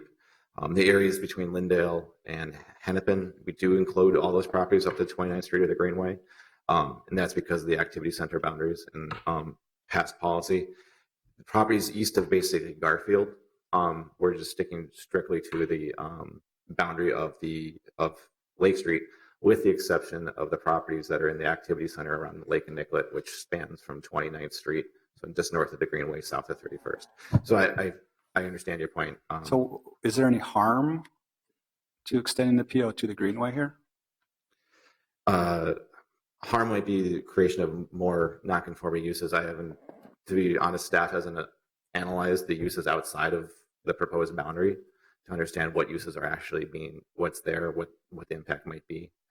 We've identified several non-conforming uses that we are creating within the project area, but we haven't done that work outside. And then also we haven't announced that we're doing that work outside of this boundary since we've done any of our notification. We haven't let those property owners know that we are considering so this. we'd be in violation of the notice rule. Yeah. If I were to make a motion to do something like that. Yeah. Okay, thank you. All right, Commissioner Vreeland, and then Commissioner Vreeland. I don't want to inhibit further discussion, but I would move approval of 4A, the map amendment, and 4B, the zoning code text amendment. Well, we do need to hold a public hearing on this item first. So why don't we hold that motion, or perhaps you want to, we can just. Chair Brown, if I may just enter. I think you should be aware that you did receive some extra information in your in an addendum packet today. Those were comments from the Carrick neighborhood asking us to go farther and do a little bit more, both geographically go farther south and consider a little bit more standards. You also see notes from the Lower Hill East Neighborhood Association, Lena, who have some concerns. We had a meeting that they hosted that I attended, and in that meeting they offered a lot of questions. We try to get back to them with some answers to those questions, and I'm sure that someone might be here to speak to that. Additionally, you should be aware that included in your packet of materials, one of the last comments in that packet, I think page 9 of those comments, there's comments from the Lake Street Council about the extent of both the PO where it's being proposed, as well as some of the standards that they found that might be that they had concerns with. I just wanted to make sure that I drew your attention to those. Yeah, thank you. All right. Well, if there are no further questions of staff, I will open the public hearing on this item. And just so I have a sense, how many of you would like to speak on item 4? So several of you. I'll just ask that you keep your remarks relatively brief and be mindful of not simply repeating things others have said. And why don't we start over here? You can go first and state your name and address for the record. Hello again. I'm Alex Cicchini. I live at 3525 Fremont Avenue South. I am a member of the Pedestrian Advisory Committee, but I'm speaking on behalf of myself. But I would note that the Pedestrian Advisory Committee also saw this and supported it. But for my own comments, so I live in Carrick and I frequently walk into Uptown, Lynn Lake with my wife and 2 kids. I'm a person who thinks about pedestrian issues a lot, and I support this wholeheartedly. The changes that are in this, expanding the PO and also adding new new terms to it. They will make the commercial areas safer, more accessible, more attractive for people over time. Reducing or eliminating and moving curb cuts onto side streets has shown in multiple studies to reduce vehicle and pedestrian crashes and also car and car crashes. This is really true for people with disabilities who may not see or hear a car coming, or they may not have the reaction time or the ability to jump out of the way. Larger streets or larger windows facing the street make for more attractive experience and increase public safety. Reducing parking lot frontage also reduces the dead space, which again increases public safety, particularly for women. And by right height maximums and minimum floor area ratios allow a more predictable development system to get more people living in these pedestrian heavy areas, which is great. I do have a minor pet peeve. While you're considering amending the standard PO language for all the pedestrian-oriented overlay districts, there's a part in there that talks about fast food, banning fast food in new buildings. That's a pretty vague term. I'm not even sure it's defined in the zoning code. I couldn't find it, but I don't know. I kind of like Taco Bell if I want to get it, and if it's in a building that doesn't have a massive drive-through and giant parking lot, I think that'd be cool to do. But I ask that you support this amendment today and even consider pushing the city to enlarge these across the city and add more of them. So thank you. All right, thank you. And who would like to go next? Yes, please come to the microphone and state your name and address. Hi again. My name is Anton Schiefer. I live at 1727 3rd Street Northeast. I'm here to also support the pedestrian overlay district. I've lived in the past in several neighborhoods which would be impacted by the proposal, and I think it would enhance the quality of life in the area. My mom lives there. My mom lives in Uptown now, and when I go to visit her, it's nice to be able to kind of walk around. So pedestrian safety is really critical to sustaining current businesses and the lifeblood of Uptown. As part of that, reducing the amount of curb cuts and parking lot street frontage will help to create a more walkable neighborhood. No one enjoys walking past a huge, massive parking lot like the one at the Kmart at Nicollet and Lake. No one likes to worry about turning cars when they're walking down the sidewalk. This district will also allow new commercial buildings to be focused more on people rather than cars. Requiring buildings to be closer to the street and to have more windows will create a more vibrant area that's pleasant to walk through. So I support this, and I hope you vote to approve it. Thank you. Thank you. And next speaker, yes, please state your name and address for the record. Mr. Chairman and Commissioners, I'm Daniel Rosen, and I am at 123 North 3rd Street.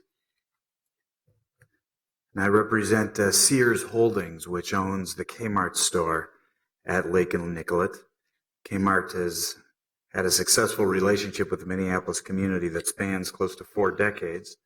Since its opening in 1978, the Lake Street store has been among the company's most successful stores and currently employs more than 100 members of the community.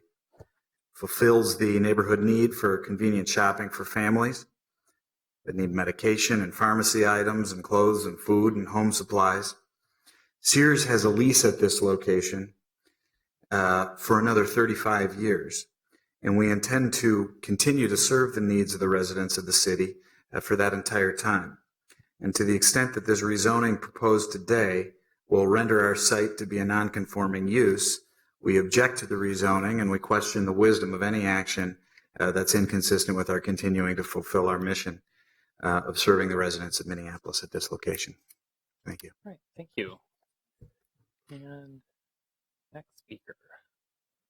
Yes, please state your name and address.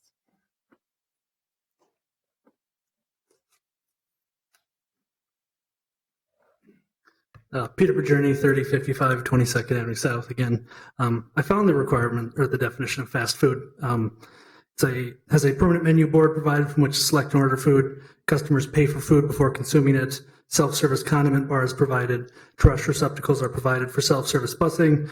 Furnishing plan indicates hard finished stationary seating arrangement, and most main course food items are substantially prepared or cooked on premise and packed in individual non-reusable containers. This seems like another archaic resolution meant to keep out the McDonald's and the Burger Kings of the world, I suppose. It would also apply to, I guess, what we call these days fast casual, like Chipotle or Noodles and Company. I won't be ashamed to admit that once upon a time I lived in near Franklin and Cedar, across from the Taco Bell there. When I would come home from work, probably 3 or 4 nights a week on the bus, I would walk into that Taco Bell to get dinner for my wife and I. I was the mayor on Foursquare for a number of years, probably still am since no one plays that game anymore.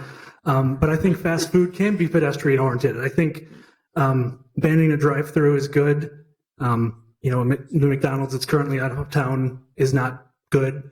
But if a fast food restaurant wants to build a new pedestrian-oriented 2 or more story structure, I think by all means we should let them, as long as they meet all the other pedestrian requirements. Thank you. All right, thank you. Anyone else who would like to speak? Yes, please state your name and address for the record. Commissioners, my name is Paul Oberstar. I live at 3838 Drew Avenue South in Minneapolis. I own a business at 224 West Lake Street called Paramount Collision Center and have been there for more than 34 years. I also rent space in my building to Enterprise Rent-A-Car. I'm on the record as firmly opposing including Lake Street east of Lyndale Avenue in this pedestrian zoning district. If you look at what's going on Lake Street, anybody with common sense will tell you that it appears everything east of Lake Street, east of Lyndale on West Lake Street, is being red zoned for no development. There has been no development. I just noted the other day that in August, City Planning and Economic Development announced that Minneapolis exceeds $1 billion in permits issued sooner than any previous year on record. We've had minuscule development where we are, and we're adjacent to a major area with significant investment. It is my opinion that creating more barriers on this part of Lake Street is premature and not necessary. And we should wait to see what happens with the Kmart development before we pursue this any further. Thank you. Right, thank you. Is there anyone else who would like to speak? Yes, please state your name and address for the record. Nancy Anderson, 2446 Aldrich Avenue South. I'm a pedestrian. I take the bus, most places, so I walk to get the bus. And 25th and Hennepin, I'm scared to death. 25th and Bryant, I'm scared to death. 25th and Colfax, I'm scared to death. The whole way up there, nobody knows how to stop at a stop sign or do anything. So how is some of this stuff even gonna matter? It's like I'm scared. And the light at 25th and Hennepin, in the wintertime especially, I might not always be able to get all the way across because of ice. Cars are just raring to go. They can't wait to kill me. So I don't know what this is going to do to help that. Thank you. All right, thank you. Anyone else like to speak? Yes, please state your name and address. Hi, I'm Pat McGrath, 2733 Girard Avenue South. And I agree with some of the people who are the owners, like the Kmart. And I don't understand what the hurry is to put all these restrictions on. I've lived now in Uptown for 16 years, and I like to walk around and see flowers and not just storefronts and a sidewalk. I don't understand why we're doing so many restrictions. You're talking about possibly opening, or don't do so much with what you spent so much time on before. Like communal living, how to define it. Why can't we see what the free market brings? I've seen many restaurants open and close partly because of parking restrictions, and I just think that probably will get worse. And I don't really want to be in a concrete jungle where I'm on this sidewalk and then there's this storefront. Also, we live in a cold weather climate, and can't people have the right to have 4 feet before they start a window? And even from a point of view of danger.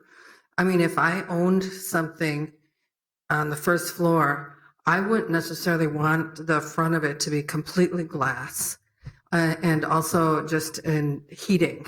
It takes that much more to pay for heating. And we're also trying to conserve fuel, et cetera, Why, instead of all this, why don't we talk about green roofs more and put some effort toward that instead of just restriction? Let's see what the free market can bring.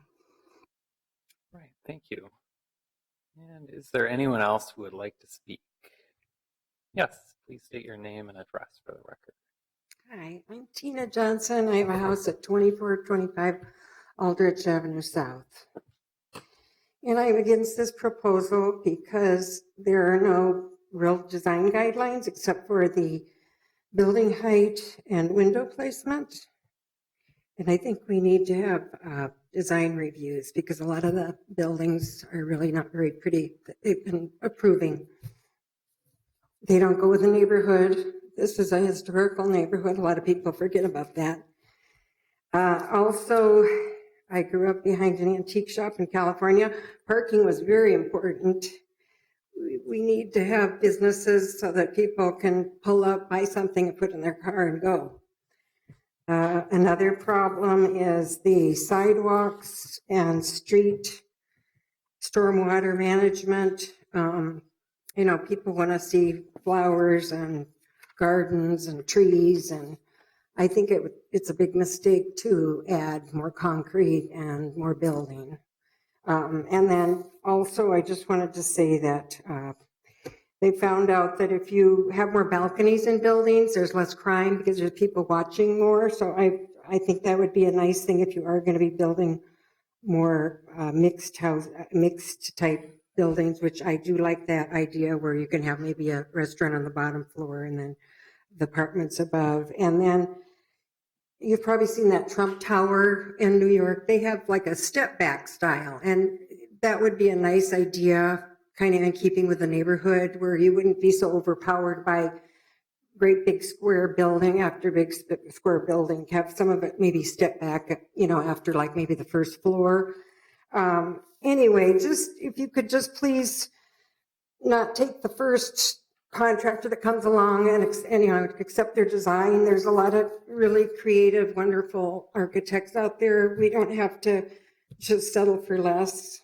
And I think that it's really important. It's a historical neighborhood, and I believe that we really need to think about the overall look of the area so it goes together. So anyway, thank you for listening, and I appreciate your help. All right, thank you. And yes, please state your name and address. Good evening, Mr. President, members of the Plan Commission. My name is Andrew Degerstrom. I'm the president of the East Isles Residents Association. Our address is 2751 Hennepin Avenue South, Box 294. And we enthusiastically support this zoning change. So going back to last year, I think around January, we've already talked about several times that Walgreens, we were very disappointed when that came up because we were looking for something that was between 2 and 4 stories mixed use. That was 1 story, single use. So at the time, we're looking at thinking what types of changes in the zoning code would not allow us to go through and require something that we're actually looking for. And what we said at the time was inclusion in a pedestrian-oriented overlay and a minimum FAR standard. And this proposal has both, and so we're very excited about it. In East Isles, our residents, one of the greatest amenities of our neighborhood that we value is walkability, and any changes that is going to help improve walkability, help improve pedestrian safety, this feeling on the street, make the street more welcoming to walk along, we very much support that. We'd just like to thank Councilmembers Goodman and Bender for bringing this proposal forward. Thank you. Thank you. And anyone else who'd like to speak? Yes, please state your name and address. I'm Sybil Graffender, and I live at 2448 Garfield Avenue South. I've lived in this neighborhood for 35 years, and I'm concerned about this proposal specifically between Franklin and 28th on Hennepin and Lyndale, because the character of the neighborhood is it's fairly low density. There's a lot of 2.5-story houses, 1-story restaurants and commercial properties. And its historical character. So by changing the minimum height and the maximum height specifically, it's going to, I think, force, there's a lot of financial pressure on the neighborhood that will cause the buildings to be built up and impact the neighborhood negatively, I think. Especially, for instance, I'm on the, I'm not on Lindell, but I'm on the other half of that block. And I know that by building those properties higher, it'll negatively impact my residents and many of the other residences there. And then finally, I would say I don't think that the neighborhood is generally aware that this is going on. So I think it needs to have more better publicity about what the changes are. Right, thank you. And yes, please state your name and address for the record. Hello, my name is Katie Jones-Schmidt. I'm at 2219 Bryant Avenue South. I am very supportive of the pedestrian overlay, except for one thing, really, the windows, the 2-foot minimum, what I find a little strange and kind of arbitrary. I work in building energy, and it doesn't bring a whole lot more advantages in terms of bringing more daylighting in. You actually need more windows at the top of a story that rather than at the bottom to bring more daylight into a building and into a space. And just another thing that, windows have an R value of 1, and typically we like our walls to have R values in the teens, and so that is a lot of heat loss. And since we have really aggressive climate action plan goals, I think we should maybe rethink that a little bit. Thanks. All right, thank you. Is there anyone else who would like to speak on this item? Well, we should make sure everyone who wanted to speak has an opportunity. Yes, please state your name and address. My name is Philip Schwartz. I live at 3418 Garfield Avenue. I walk in the neighborhood all the time, and I chose to live in the neighborhood because I really enjoy being able to walk from place to place, explore new businesses, and I think this would only help that. I just traveled to Montreal, and I was able to walk around the city, explore. There weren't parking lots. There weren't single-story buildings. It was just a very nice place to walk around, and I would love to move towards that. And I don't want to see more single-story Walgreens and Wells Fargos in my neighborhood. Thank you. Thank you. Is there anyone else who would like to speak? Yes, please state your name and address for the record. I'm Scott Sansby, and I own the apartment building at Lake and James, 1623 West Lake Street. And I've been at Lake and James for 38 years doing business and living. And I love the concept of a more pedestrian-friendly environment. But I'm seeing more and more buildings, and especially if everything is going to be automatically 4 stories now, more and more units all the time are coming into the neighborhood, and parking is being waived for many of these. And parking lots are now or I'm hearing anyway, parking lots are kind of being taken away. So I'm seeing more and more people, and I think it's an illusion to think that it's the work-living concept where everyone that's living and moving into these places isn't driving and isn't needing a parking place. My tenants have trouble parking other than the few spots that we have in our lot. It's a real issue. I love the concept. I want everything to be more pedestrian oriented, but I think that's also an issue that more density, more development, more places and waived parking, I think is creating a traffic and parking congestion. Just wanted to point that out. Thanks. Thank you. Is there anyone else who would like to speak? If there is no one, we'll close the public hearing. And commissioners, we have 2 items before us. Commissioner Bender. Thank you, Mr. Chair. I wanted to ask staff to come back up to answer some of the questions that were either identified in the written feedback or in the hearing. First, could you talk about the non-conforming properties? We had at least 2 property owners speak during the hearing about the nonconformity of their own properties, but there are more. So could you talk about what it means to be nonconforming in a pedestrian district? And I could add my perspective, but I think it makes sense to start with staff. Chair Brown, Commissioner Bender. In the staff report, we do note that there's 29 non-conforming uses. We break those down. 10 of those are drive-throughs, 8 of those are gas stations, 8 of those are auto repair, including 2 major automobile repair. That's Paramount is one of those. Hagen's Auto Body is the other. Those are allowed in their C4 zoning and require conditional use and would be prohibited. So those become non-conforming. And automobile sales and 1 car wash, including the car rental, I guess, with that's attached to Paramount. Non-conforming uses have state rights and rights provided by our ordinance, our city ordinance. Those rights allow for the property to remain on site and can continue in operation in perpetuity. We allow those properties to be maintained. So if someone wants to put a new wall up or clean or reskin the building or do that kind of work, they can do that. Put fences up that are compliant, that kind of work. If someone wanted to add space, they'd be looking at an expansion of a non-conforming use, and there's a process that you see as a planning commission as an application that comes forward. Those expansions, I think the most recent one I'm aware of was actually the Wells Fargo drive-through that's in the project area. So an example of a non-conforming use that was expanded and allowed to continue.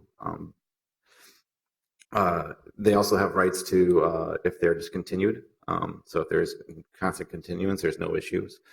If that discontinuance happens for a duration of over a year, they lose those non-conforming rights. That discontinuance of use typically is somewhere around abandonment. Oftentimes, staff has to work with property owners when a property is being marketed for lease or sale to ensure that those rights, they can work on maintaining those rights as they go forward.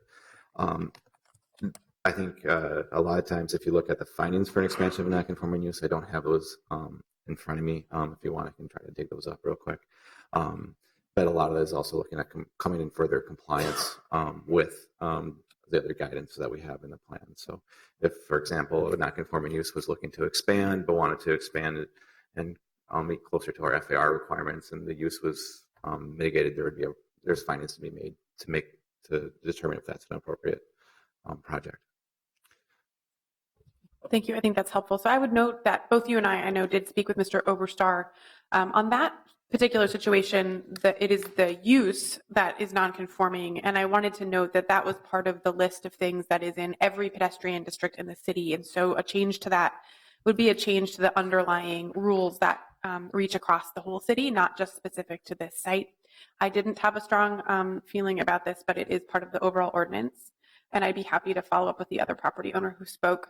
I do have more questions for you, though. The next one is that I wanted to note that the CARAG comments had some items that I think are just specifically to public works, and that this pedestrian district only covers the private side. Mm-hmm. It doesn't cover what our own public works department does. So I would just note that. You can comment or not.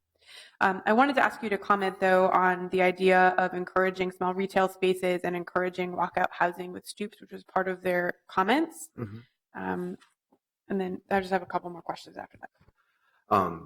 Chair Brown, Commissioner Bender, the concept of having more storefronts or smaller uses along streets was something that we discussed along the process. We do govern the size of unit or square footage of commercial space in the base zoning already. We discussed the opportunity of looking at it in different ways. I think ultimately, we feel comfortable with the base zoning. I think there's a conversation. If you want to further incentivize that, that could be an option. But I think some of this is a conversation for today, and I think some of this conversations as we're thinking about the comprehensive plan, some of our urban design policies and how they move into regulation and what we want to accomplish further can be discussed. Okay, I think that's fair. And then there's a specific comment about right-of-way trees. They should be required to be planted in accordance to best practices. I know we've discussed that many times. So I will just say that seems like a reasonable addition to me, but I wanted to give you a chance to respond to that. Chair Brown, Commissioner Bender, I think that if you feel it's reasonable, I think it's relatively fine. I think I I think with right-of-way trees, we still look at that when the project comes forward. We look at those locations and how they're planted and how they're maintained is a process that is dealt with both through Public Works and the Minneapolis Park and Recreation Board, because they are the ones that maintain the trees. So there is some standards about the hole, and how all those pieces come together, and that's usually done through site plan, through the review of the site plan, through preliminary development review. And then just a couple more things that came from the Lowry Hill East Neighborhood Association's comments. One was some questions about the environmental impacts. I guess if you have any comments about that, I know you responded in writing as well. I would just say that we wouldn't typically do an environmental impact assessment about this kind of policy change. We can talk more about that, but maybe that just could stand. And then the other question was about specific to driveways and parking lots. And the question was, does disallowing driveways on major corridors encourage more traffic on neighborhood streets? And I think that's a good question to ask and one to consider. So I wondered if you had any response to that in weighing those specific requirements about curb cuts on our transit corridors and commercial corridors. Chair Brown, Commissioner Bender, with regard to the last part, which was the curb cuts, we are not prohibiting curb cuts along corridors, only on those properties on corners. So traffic still can access, working with Public Works, working with planning staff on that project to have access to those sites. So we're not requiring that access to be used on the alley. We're not requiring that to go into the streets behind. If it's on the corner, we're asking that curb cut not be allowed, and that's actually generally a discouragement right now. Our Public Works often discourages those uses or those curb cuts, mainly because they do create some traffic concerns. I think the traffic going out into the interior of the neighborhood, I think they still allow vehicles. We haven't modeled that, so I don't have an answer to understand if more cars will make turns into the neighborhood or if they'll go out to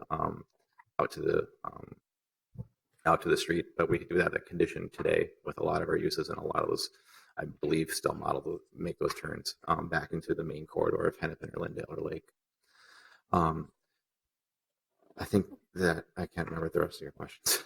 I think that's sufficient. I mean, I would say then that also we have site plan reviews come through the Planning Commission for each large development project, so that could be considered project by project as well. Thank you. So I guess I would just note that I think from the testimony we heard, some folks want more regulation, some want less. I think you've brought forward a proposal that kind of tries to hit that middle ground. So I just did want to note that there's been a lot of community discussion in the neighborhoods. Several of the neighborhood organizations have participated. So other commissioners may have more thoughts as we go. All right. Are there any further questions for Commissioner Magrino? I have a question for staff. In the last part here about the curb cuts on a corner lot, is the reason you went with just corner lot generally rather than a specific distance from the corner? Because the lots are all pretty differently sized depending on where you are. Some of them might just be a house, some might be a half block, just depending on where that site lands. Chair Brown, Commissioner Magrino, yes, there are some sites that actually cover almost 3/4 of a block. We just generally followed the idea that corner lots are corner lots. Sites might be subdivided in the future or worked on. Instead of having a specific distance, that's a reasonable item that could be discussed or revised if that was the Commission's desire. Okay. Thanks. Great. Anyone else? Well, Commissioner Vreeland, since you had prematurely started a motion, maybe we can have you make a motion. All right, we have a motion to approve A and B, the rezoning study and the zoning code text amendment. Is there a second? We have a second. Is there any further discussion? Commissioner Kronzer. Yes, I would like to add an item to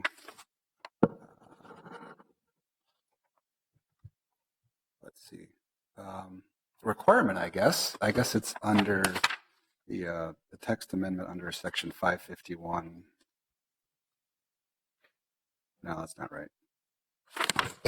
Let's reference a page number. The last page of the text amendment would be item 11. And it's regarding to the pedestrian scale lighting that we talked about a little bit tonight and talked a lot about at the last public hearing on some projects. So let me read this and we can discuss. All buildings shall install pedestrian scale exterior lighting mounted on the first story of a building to eliminate the ground plane spaced evenly on all facades facing public streets. And just to say a few words, I live very close to Lindell Avenue. Hennepin Avenue is a very different environment. There are public pedestrian scale lights, I think, spaced every 40 feet from Franklin all the way down through 31st. On Lindell, there's none of that, and it's a completely different environment. The building that has World Street Kitchen in, that actually got a Hennepin County grant to put lighting in, and it's a dramatic difference at that corner versus pretty much the entire way up Lindell up to Franklin. So I think while we're adding a little bit more cost to the development, I think it's well worth that added safety and environment for that pedestrian. All right, I will take that as a motion to amend the original motion to add an 11th paragraph under the revision to Chapter 551.150 related to pedestrian scale lighting on the first story. Is there a second? We have a motion and a second. Is there any further discussion on that amendment? If there is none, we can adopt that amendment on a voice vote. All in favor signify by saying aye. Aye. Any opposed? And that motion carries. Commissioner Vreeland. Yes, I discussed this. Well, the last time we talked about the window issue, 2 feet still seems too low to me. I think 3 feet or 30 inches. I mean, 2 feet just seems too low. And I think one of the speakers talked about the R factors. And I just think less windows would be broken if they were, if we started out at a little higher height. And I would love to hear my colleagues' thoughts about that. All right. Commissioner Kranzik. Yeah, I guess I think the 2 foot's probably about the right mark. If we think about the pedestrian scale, the sidewalk, storefronts, this is a requirement on non-residential buildings on 40% of the windows on that ground floor. So, it's not the entire length. It can be broken up with walls. It doesn't require how tall a window needs to be. I think if we were to go out, take measures and walk down Hennepin Avenue, I think we'd find the average to be really close to 24 inches. We'd have some a little bit above and some a little bit below, but on the lion's share of what's out there today is really close to 24 inches. Right. Commissioner Lukey-Pier. Yeah, hi. So I'm kind of torn on this one because I'm a little bit leaning toward 30 inches myself, only because I think of a standard table height. And if there's a cafe or something and sitting at a table, and what do you like to see, the inside of a table or not, or I don't know. But I am the reason why I'm leaning more toward 30 inches as opposed to 24 inches is because it's due to the being measured on the adjacent grade, and I just think about certain buildings where there's like a step up into the building and what that really means to where the height of the window is on the finished floor of the interior of the space and where that hits. I do think it's important to keep it lower. I don't think 3 feet is appropriate because I think that's altogether too high to create a friendly pedestrian environment. I don't think it really has to do with energy efficiency at this point as much as it is more of a septet and encouraging pedestrian activity sort of initiative. So I guess I would say if it does get increased in height, I would say don't increase the requirement to more than 30 inches, is because I think that would be detrimental toward creating a positive pedestrian environment. But I think a case could be made to raise it another 6 inches or somewhere in that range. I'd second that. All right. And perhaps Commissioner Lukey-Pier, if you'd like to make that a motion, could you state it a little more succinctly? All right. As a motion, I'd like to change 551.120, the last sentence of the building facade paragraph to replace the word to parentheses 2 feet, the words I should say, with not more than 30 inches above the adjacent grade, and that should give them that play they need. All right, we have a motion and a second pertaining to windows. Is there further discussion? If there is none, we can adopt that amendment by voice vote. All in favor signify by saying aye. Any opposed? Maybe we should do a quick roll call vote. Or it's fine. It passed. Yeah, I think we had two voting against it. So okay. Going back to our original motion, is there any further discussion? Commissioner Rockwell. Just very briefly to the comment that's come up on climate change. I think that's a really important thing to bring up. And this is a case where, to me, there's a balancing act of we have transportation and buildings are two of our two largest emission sources, and so we're trying to address one of those through this. And there's a little bit of a trade-off, and my hope is that this, in fact, is a net gain in emissions reduction. So taking it seriously. Thank you for the comment. All right. Is there any further discussion? Commissioner Magrino. I have a question for staff. So I just asked about the corner lot question. So if someone were to come with a land use application that involved, say, 3 or 4 different parcels and one is a corner lot, does the curb cut restriction only apply to the lot that's right on the corner, or would it apply to the whole land use application? Chair Brown, Commissioner Magrino, it's a good question. I believe it would apply to the development as a whole in the way we treat it, because we treat it as one zoning lot and one part of that process. I can probably ask Jason or Commissioner, I wouldn't Jason if he can identify that, but that's how I would interpret that as well. Okay, thank you. Right. Is there any further discussion? Hearing none, we have, Commissioner Bender. This is on the original motion. Yes. Thank you, Mr. Chair. I just wanted to make a couple of comments on this overall. First, as the folks from the East Isles neighborhood stated, this came about in response to many constituents contacting Councilmember Goodman and I with frustration about specific development proposals in their community that they did not support. And we did not have tools to force the developers to change their projects or proposals.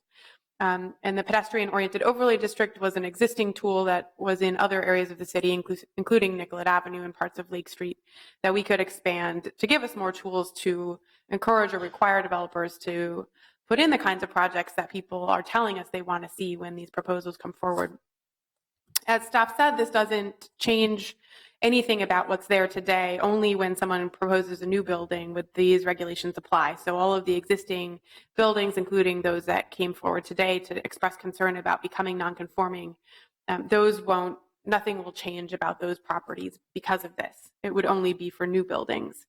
And as I mentioned earlier, we got a lot of feedback about this. It is a pretty significant expansion of the district, which covers basically all of the commercial and transit corridors in my ward.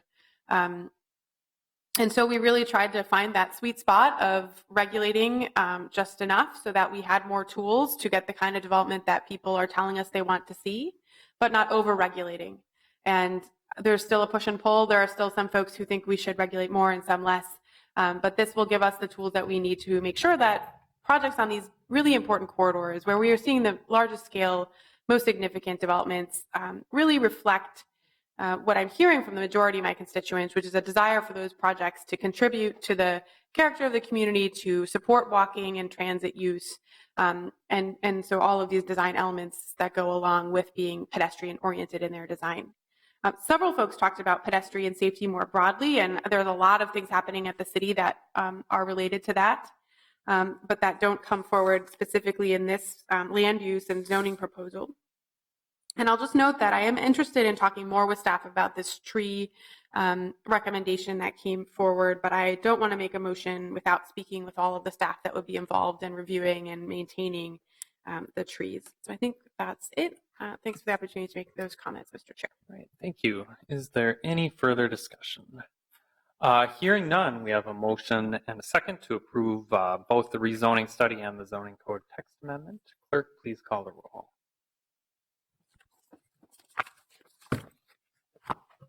Bender? Aye. Kranzer? Aye. Lipke-Pier? Aye. Magrino? Aye. Rockwell? Aye. Slack? Aye. Sweezy? Aye. Freeland? Aye. 8-0. And that motion carries. That concludes our discussion on item 4. Our next item for discussion is item 5, the Lowry Hill East rezoning study. Staff is Mr. Schaefer once again.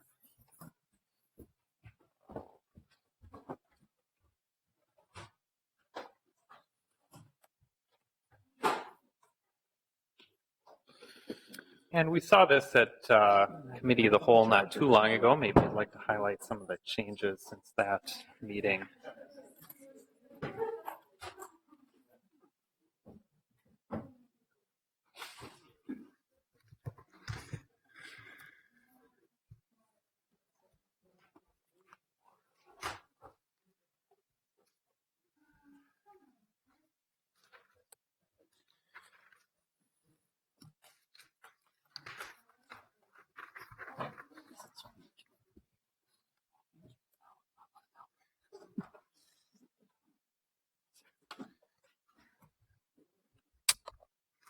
Chair Brown, Commissioners, as you mentioned, this is a Lowry Hill East rezoning study. This is a process looking at a reexamination of previous city recommendations from 2004 for areas that are not adjacent to Hennepin and Lindale, north of 28th Street, and south of Frank, or just north of 28th Street. Those boundaries, one, correspond with the commercial boundaries, but also south of 28th Street, we had the Midtown Greenway land use plan and the rezoning study that followed. So that was their southern boundary. Sure, absolutely. Probably not the only one. No. So again, this item was introduced by Council Member Bender in July of 2016. It picks up with the 2004 CPED recommendations for rezoning. That rezoning study was an 18-month process that began with a moratorium that was initiated in the area. Ultimately, the staff recommendation, the CPED recommendation 2004, was tabled. And so we're moving, we were asked to bring that forward using the 2004 recommendation as our basis for making these current recommendations.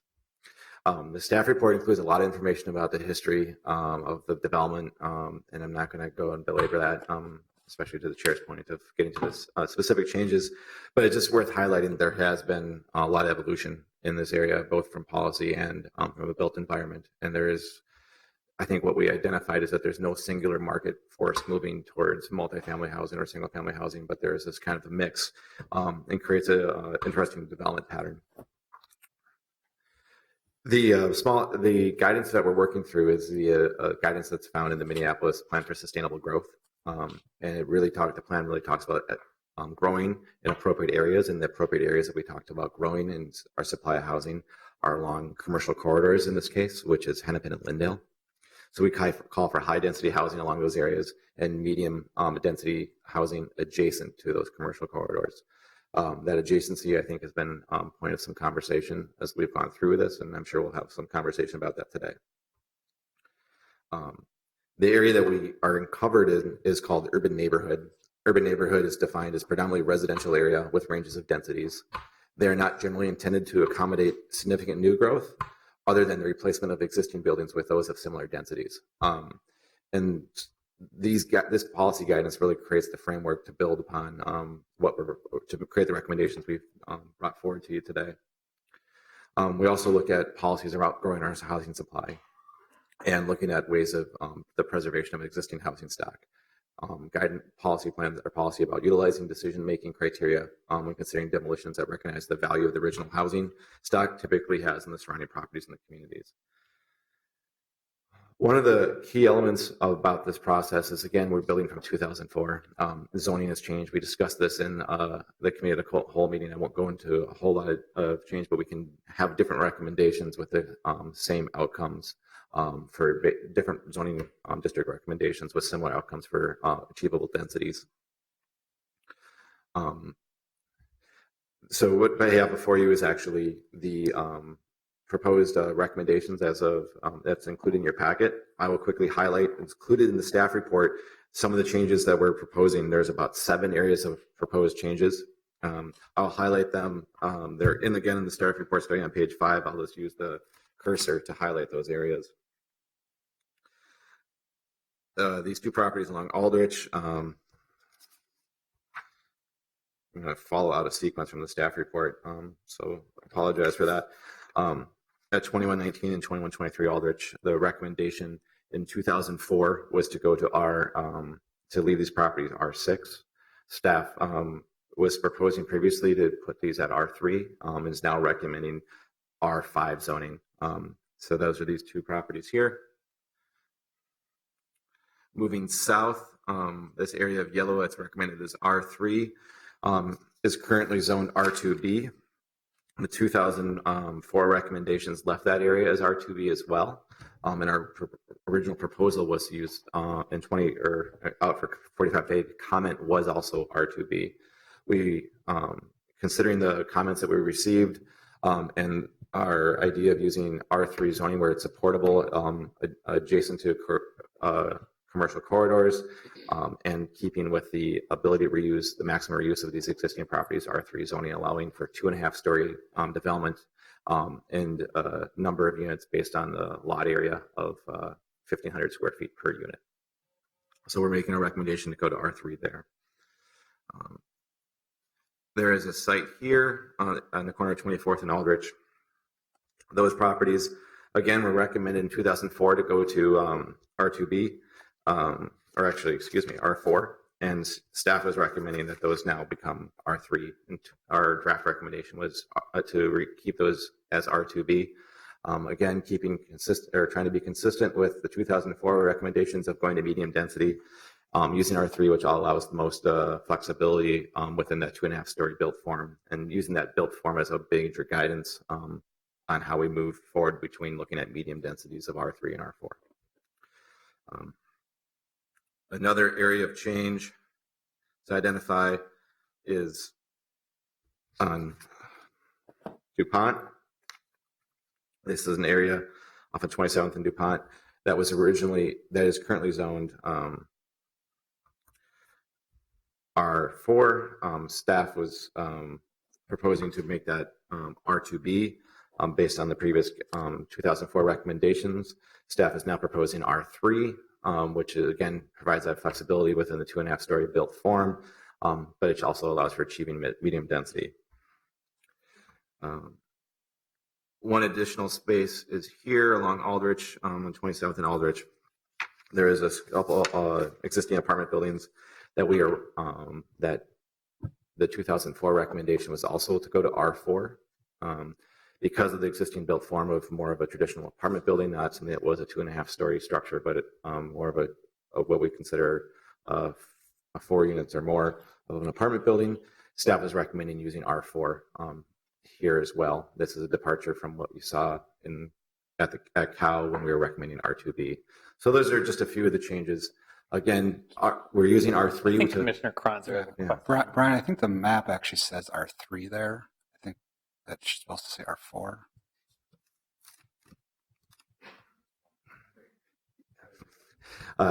Chair Brown, Commissioner Kronzer, the map does appear to say R3. The color does R4, and I know that those are changed in the listing of all the properties in the ordinance language to be R4. So I apologize for the labeling of that, but thank you for pointing that out. So with that, I think keep open up for comments, but I just want to identify that, again, we've received a significant amount of comments on this as well. Comments range from concerns about not creating nonconformities, and I can address those quickly in a second on nonconformities. Questions about achieving the type of density in a transit-rich development area that we are today. And I think that those are the main concerns that I saw. Regarding nonconformities, it's important to note, we state this in the staff report as well, that buildings, many of these buildings that we're proposing will become non-conforming. There's about 90 properties currently that are non-conforming. I go through that. So there's 655 zoning lots or properties within the area. That doesn't include all the duplex or all the condoed out properties. So there are currently about 90 non-conforming properties. These are non-conforming due to the number of allowed dwelling units. So these aren't considered necessarily non-conforming uses. They're not conforming to our standards about density. Our 2004 recommendations resulted in about 109 non-conforming properties, again, around based on the number of allowed dwelling units. The proposal you have in front of you today creates 110 non-conforming properties. Again, these non-conforming properties are not non-conforming uses. They can go and add additional square footage to those buildings without coming through the expansion of a non-conforming use process. So if there was an existing building that needed to add square footage for that use, that could be handled through the general processes we have. However, if they wanted to add units to those existing buildings, they would not be allowed to go through the expansion of a non-conforming use. They'd actually have to look at a rezoning study to add those units, or a rezoning of that property to add those units. So I just want to make sure that's clear. We have a lot of properties in Minneapolis that are not conforming to some of our building or bulk standards or setback standards. I'm sure you've seen these at the commission. I know my house is not conforming to the side yard setback. And so I just wanted to make sure that there's a difference in understanding between non-conforming use and non-conforming as to dwelling units. So with that, our recommendation is to move the staff recommendation, or move the amendment to the map. All right. Are there any questions of staff? Commissioner Bender.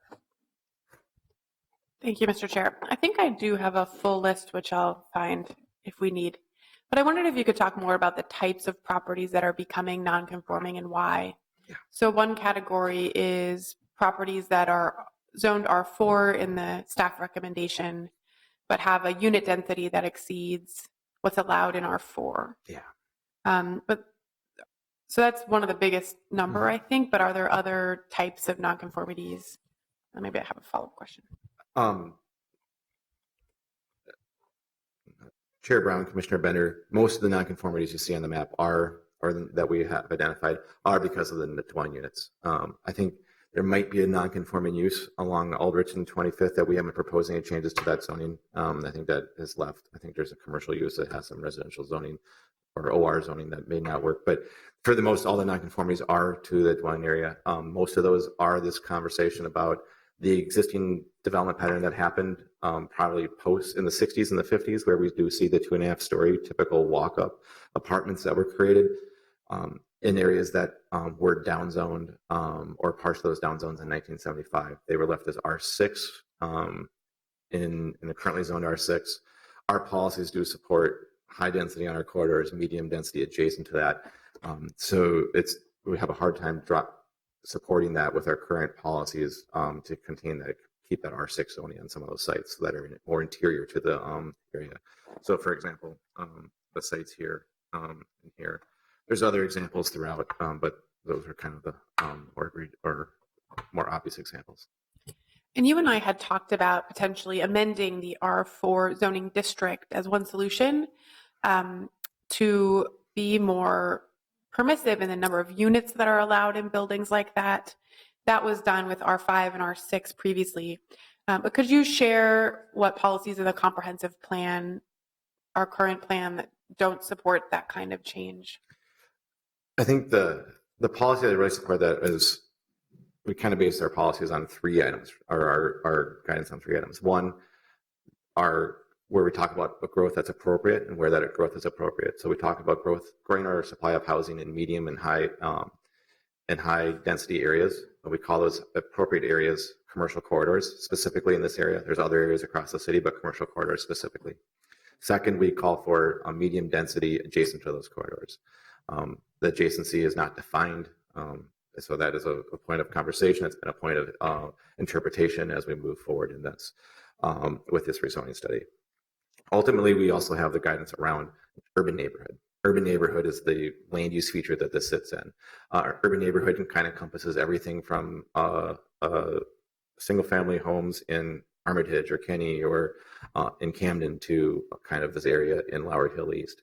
Again, urban neighborhood is this idea of there is a mix of different densities that exist today. We're not projecting to see a significant change in those densities. So when we have zoning such as R6 in areas that would be kind of this urban neighborhood, that would be a significant change in the existing density is a question of how that policy is interpreted and how it plays out here.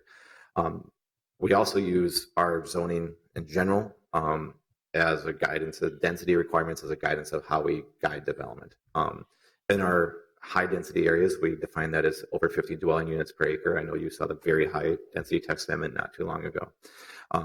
Those areas are guided in our comprehensive plan. We've identified those for high density development, and we don't need to regulate the lot area. As we get to guiding properties for medium density is controlled by the number of dwelling units per acre. So we define that in our comprehensive plan between 20 and 50 dwelling units per acre. At 50 dwelling units per acre, that's about 870 square feet per lot, or units per lot. So smaller than 1,500, almost half that. To still regulate our densities through our comprehensive plan and the processes we'd have to do, we need to retain some way of defining what is an achievable density within our medium density areas. So just removing the lot area requirement in R4 would really not respond or result in much change or much difference than our R5 zoning district, because they would be allowed to have the same amount of density. There would be a difference in FAR, which is about, I think it's a 0.5 difference in FAR. So there is some discussion there. So I think those are kind of the pieces that drive us into this conversation. So our current comprehensive plan defining medium density and high density, where we apply that across the city, and where we can look at possible conversations about how that works going forward outside of this text amendment. So to clarify, medium density is defined in our comprehensive plan as a dwelling unit per acre maximum. Yes. And these buildings have more than that. Yes. So even if we amended the code, our comprehensive plan has a specific number in it, which is 50. And then why were they chosen at R4 instead of R5, for example? Would that have changed the number of nonconforming properties that we got from those existing apartment buildings? Yes, for a significant amount of these, the map in front of you on the screens shows both the number of units, which is the number on each of the properties, and the type of structure. Areas that are R4 for recommendation of this area here, north of 24th Street, and then a series of the kind of apartments as you come down into the more central part of the neighborhood. You would see that if that was R5, there would be a significant drop in the number of nonconformities. Again, that would then be still high density zoning, which it could be arguably an interpretation of how our policies apply that. So it could be interpreted to allow for high density or not. Staff's recommendation is to go with R4 following the 2004 recommendation for looking at medium density and our interpretation of the policies that we have in the comprehensive plan. And then just one more question to clarify. I think you covered this, but I'll just note that there was a lot of resistance to taking this back up after 12 years from my colleagues and staff, rightfully because there's so much work on CPED's plate related to the comprehensive plan update, and because of the sort of long history of this and the fact that 18 months were spent on it before and then no proposal was brought forward. So I just wanted to acknowledge that and thank staff for their work on this. And so kind of given that context, I also wanted to note and then ask, so we started with just the properties that were in that 2004 proposal because of that sort of history and context. But there were just a couple of recommendations that you made that were not in that specific proposal. But my understanding is that's why you didn't kind of take a wholesale look at the whole zoning in all of this neighborhood, because we were using just that 2004 proposal as a starting point to make this small tweak. Chair Brown, Commissioner Bender, you're correct. We used the 2004 proposal, wanted as our baseline and baseline of what we brought forward in the 45-day comment period, and using that as kind of where CPED was in 2004, obviously upping that based on our changes in our zoning code and looking at our existing policies that we have adopted. So that did result in a bit of a patchwork here, but again, we were just sort of taking that 2004 work that had been done over those 18 months trying to finish that up before we do this much more wholesale work of the comprehensive plan update. Thank you. Commissioner Kronzer, and then I think just Commissioner Kronzer right now. Just me. Brian, my favorite topic is illegal triplexes. Are you aware of any triplexes that are currently legal that are being downzoned to R2B in this proposal? I'm sure I am. So actually going down to R2B, so let's hold on. There's properties that are being downzoned, so I reacted to your question a little prematurely. So pardon me for that. So there are properties that are currently probably triplexes. The numbers on this map, I don't know if you can see them. I know they're included in your packets, and the packets there identify the number of units of those properties. I don't believe any of the properties that are currently triplexes are going down to R2B. They might be going down to R3. We have one site that I think we still remain recommending R2B zoning, or maybe two sites in total that are recommended to change to R2B. And those are existing single-family homes adjacent to kind of edge conditions. I can highlight those if you'd like. The rest of the recommendations are to go to R3. A lot of the recommendations you saw in August when we started the 45-day comment period, we're looking at R2B based on the original 2004 recommendations. We decided to deviate from those recommendations to use R3 because we're using R3 as the concept of allowing the maximum flexibility and the reuse of the existing structures. So that's that difference. There are probably properties that are triplexes that you can tell with the numbers, and I can go through. Well, maybe we'll hear about that tonight. Another question is the historic district fully within either existing or proposed R2B zoning? I should have that map on here, and I don't, and I apologize for that. I believe there might be a slight finger that comes, there's a portion that goes over north of 24th Street in the historic district. I believe it's still part of that R2B zoning. I'm not positive. I might have to look that up. Okay, you can check that out. Okay, thank you. Right.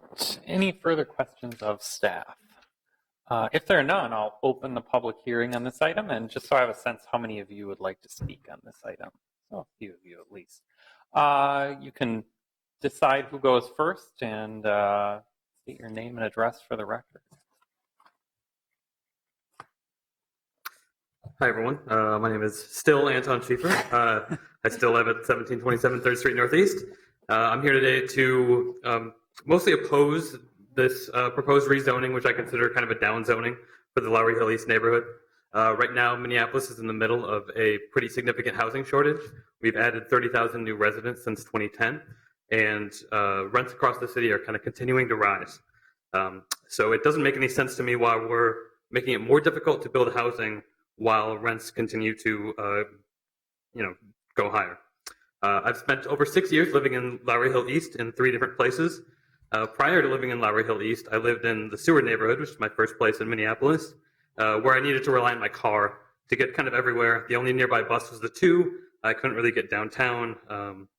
But when I moved to Lowry Hill East, things were a little bit different. I was suddenly within walking distance of 3 grocery stores. There were many restaurants and bars. I could get to downtown and the U of M campus where I worked.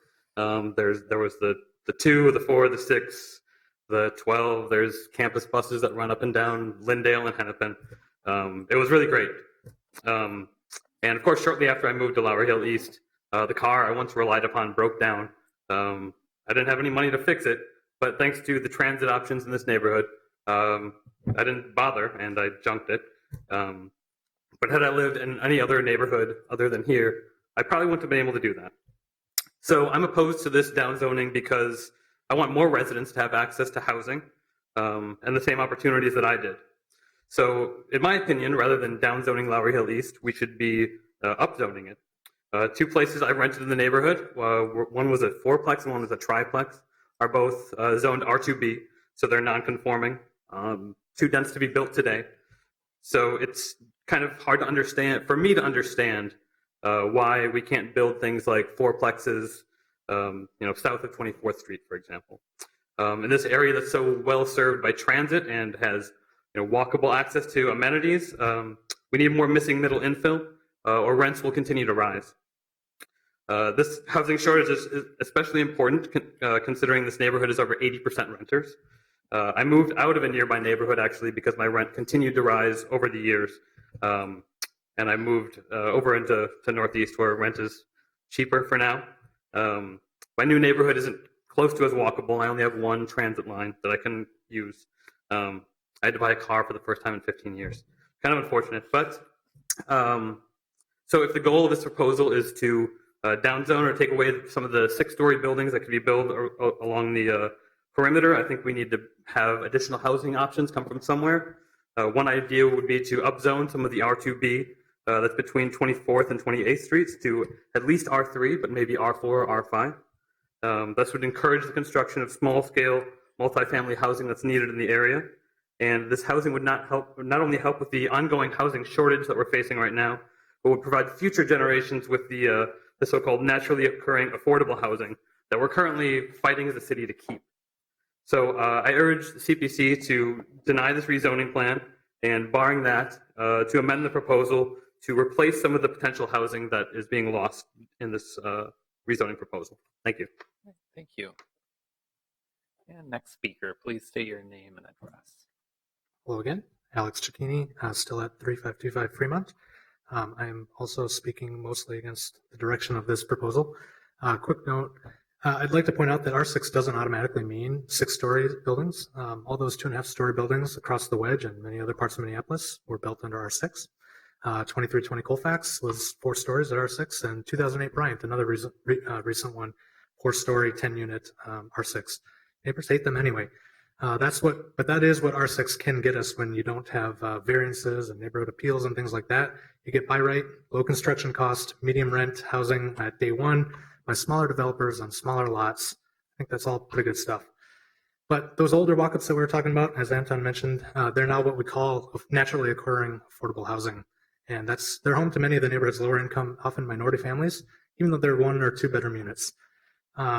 Minneapolis and Hennepin County are currently scraping money from the couch cushions to try to buy and preserve this affordable housing of these buildings. But we're also proposing to prevent new versions of them in the few places across the city that they're allowed. It's kind of an interesting juxtaposition, I think. As Anton mentioned, the Wedge is one of the most desirable neighborhoods in the city. It's a place with a better walk, bike, and transit access than literally 99% of the entire MSP region. As a result, it's a place where people living a vastly lower carbon lifestyle is all but guaranteed if we allow them to do it. Like Anton, I think there's a pragmatic compromise where we could have some of the R6s and R5s that are downzoned deeper below R5 just stay at R5 maybe, with 60% of the wedge upzoned from R2B to either R3 or R4. Anton talked about new construction, but that would allow conversion of existing homes, these giant old houses with 10 bedrooms. We talked about intentional communities earlier. That would allow them to be reused in different ways. There's actually a little bit of incentive for that. And that would still be in line with the current city policies that put density along the corridors. But really, I think this discussion should be happening comprehensively in some sort of plan across neighborhood borders rather than this parochial process neighborhood by neighborhood. I live south in Carag, and this doesn't talk about that at all. It doesn't talk about the greater uptown housing market. It doesn't talk about why Lowry Hill is so underzoned compared to Lowry Hill East. And that discussion should make clear the moral tension between our broader policies around serious urgent problems like housing affordability, climate change, things like that, versus the ones that care about neighborhood character or a tall building next to a single family home, as well as the demographics that those policies benefit. Thank you. All right, thank you. And please state your name and address. Once again, Peter Bergini, 3055 22nd Avenue South, and I have a visual aid.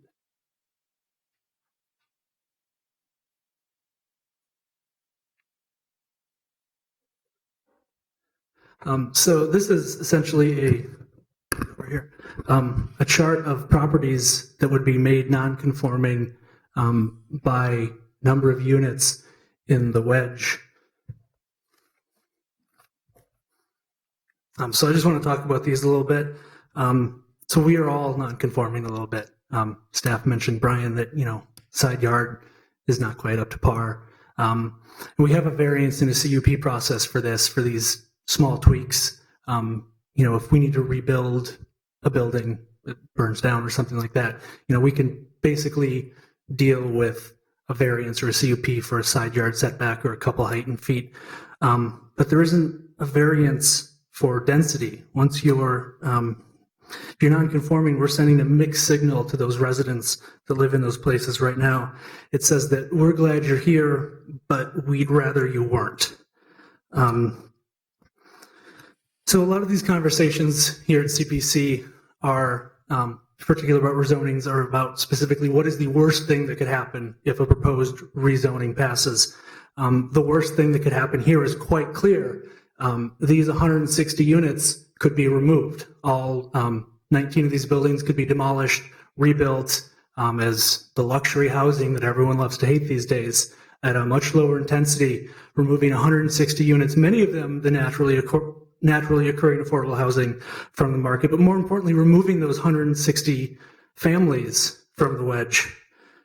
So this proposal is telling us that we don't really want these 160 families. We'd rather they were somewhere else. Thank you. Thank you. And next speaker, please state your name and address. My name is Nancy Anderson, 2446 Aldrich Avenue South. I just want to know what kind of notice we will be given if you want to tear down the condominium building that I have lived in and owned since the early 80s. Are we going to get any kind of notice? Are we going to be told that we have to spend, $3 million to update our building because it doesn't go within codes? It's a bunch of mumbo jumbo to me. I just want to know if I'm going to be given decent notice that I have to move. Thank you. Thank you. I might quickly address that. This case is obviously simply addressing rezoning of properties, so it's not addressing individual projects or that may happen in the future. So, all right, next speaker. And please state your name and address. Last time, Katie Jones Schmidt, 2219 Bryant Avenue South. I think this proposal strikes a good balance. I am a triplex owner and I reside in the triplex, and I value the character of the neighborhood, and I think this strikes a good balance of trying to preserve some of the historic homes in the area while trying to keep the density as well. I'm very pro density, but I also do value the character of the neighborhood. Thanks. All right, thank you. Is there anyone else who would like to speak on this item? Yes, please state your name and address for the record. Hi, Tina Johnson at 2425 Aldrich Avenue South. I've been a landlord there for about 30 years. I've had my duplex. It's a Victorian, built in 1893, and I don't understand why a lot of these renters think that we need more affordable housing and new development. All of my renters have loved living in an antique home, and the rent is cheaper too. I charge $14.50 for a 3-bedroom, includes heat. They just have to pay for their electricity, where compared to some of these new places, it's about sometimes $1,500, $1,600 for 1 bedroom. So I think there's a little misnomer there that we need to keep building new places. Why not use what we have and preserve the beautiful Victorian neighborhood that we, while we still have it. Here's a little thing I got here's something I got when I was on one of the tours this summer. It was the Sunnyside Edition tour telling about the historical area in part of the wedge. Can see that, but this just shows the green is what is still here, the red is what has been demolished, and then there's modern for the yellow. So we've already lost a lot of the old sections, so why not keep what's left? And so I'm definitely supporting the downzoning of the wedge. And then I'd just like to read real quick here. White Preserve. Great cities are like tapestries. Their history, character, and individuality are the fabric from which they are woven. Their beauty and scale inspire and connect us to our past while helping to shape our future. Preservation, we believe, ensures that Minneapolis will maintain the balance between its role as America's most popular architectural resources and living in a city with great quality of life for its residents. And here's just a few reasons why we should try to preserve the older buildings. They tend to be higher quality material, such as rare hardwoods from the old growth forest, which is the way the Victorian houses are in my neighborhood. They sometimes are more longer term standing than even the new counterparts. The place right behind me that they just built was all particle board, and it was very cheaply made and poorly designed, I think. And then also, the older buildings attract people too. People like older buildings for various reasons. Tourists and long-time residents are able to witness the aesthetic culture history of the area. If we just destroy our city, our old parts of the city, the history will be gone. And I don't know if you guys have been to some of the other historic districts in the nation and the world, but the nicest cities are the ones that save their history. So I hope you'll visit some places like Savannah. They have tours there too. And some of our homes in the Wedge are just as beautiful as the Savannah homes that are very, very well preserved and loved. And people go all over the world, just, from all over the world to see them. Everybody wants to go to Paris. They don't want to go to the new section. They want to go to the old the historical part. New Orleans, the Gaslight District in San Diego, these are worth saving. So please don't destroy the history. And thank you for down zoning. I appreciate it, and I know my renters do too. All right, thank you. Is there anyone else who would like to speak on this item? Seeing no one, I will close the public hearing. And commissioners, we just have the one application before us, the rezoning study. Are there any further questions, or would someone like to start things off with a motion?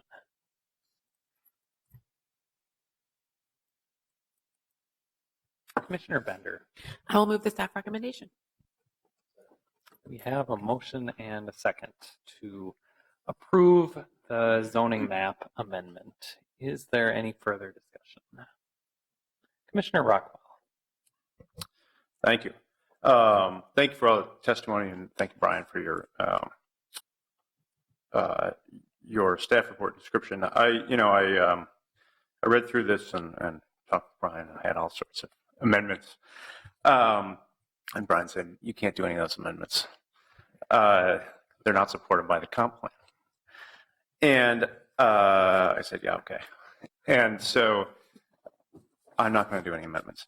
But I also, I am also not going to vote for the rezoning because I feel like the fact that there are a lot of ideas out there that don't work with the comprehensive plan that we have that speak to the fact that we should be examining this in the context of the new comprehensive plan, which came up in some of the comments.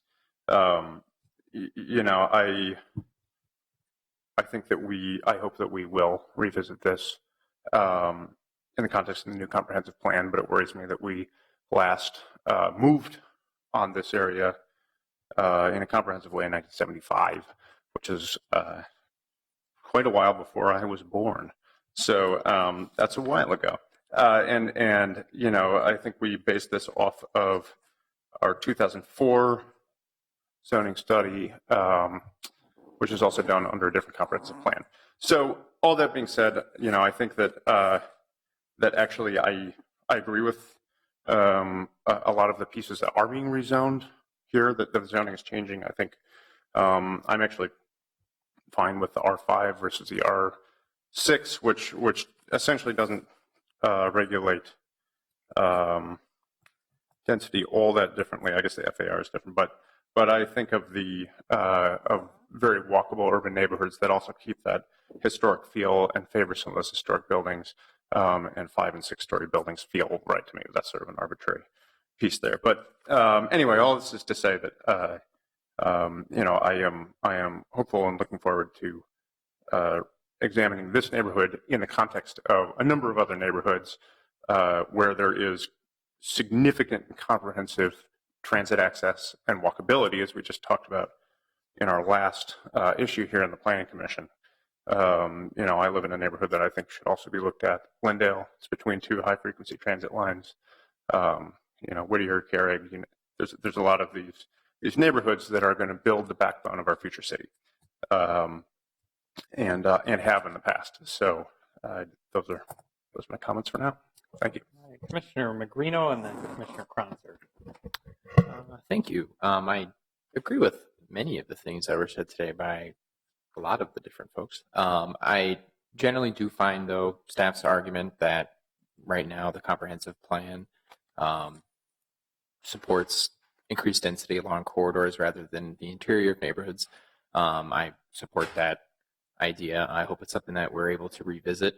I don't feel that this is really an enormously significant change. Removing R6 in certain areas, going down to R5. The missing middle housing that is being talked about lately is generally still possible in most of these areas in R5 and R4 zoning, depending on lot constraints. And people can apply for variances and they can build a lot of the smaller scale projects that we've been looking at lately. But in general, no, I absolutely agree that in an amenity-rich neighborhood like this, the comprehensive plan should support higher density. So I hope that that's something that we can look at in the coming years as we are looking at the comp plan. Commissioner Kronzer. Thank you. So I can support this as an interim step, as some of the commissioners just said. And as I'm conflicted on this rezoning, I'm thankful that it's happening now before we look at a new comp plan for the entire city, because it's really showing how our existing comp plan is maybe failing us, and that's why we do this every 10 years. The Met Council makes us. So, but also it begins to show how our zoning code is maybe becoming obsolete and meeting some of these challenges. So I'm supporting this, but I am also looking very much to the comprehensive plan redo and a new potential zoning code maybe in the future, not too distant future. Thank you. Thank you. Is there any further discussion? If there is none, we have a motion and a second to approve the zoning map amendment. And clerk, please call the roll.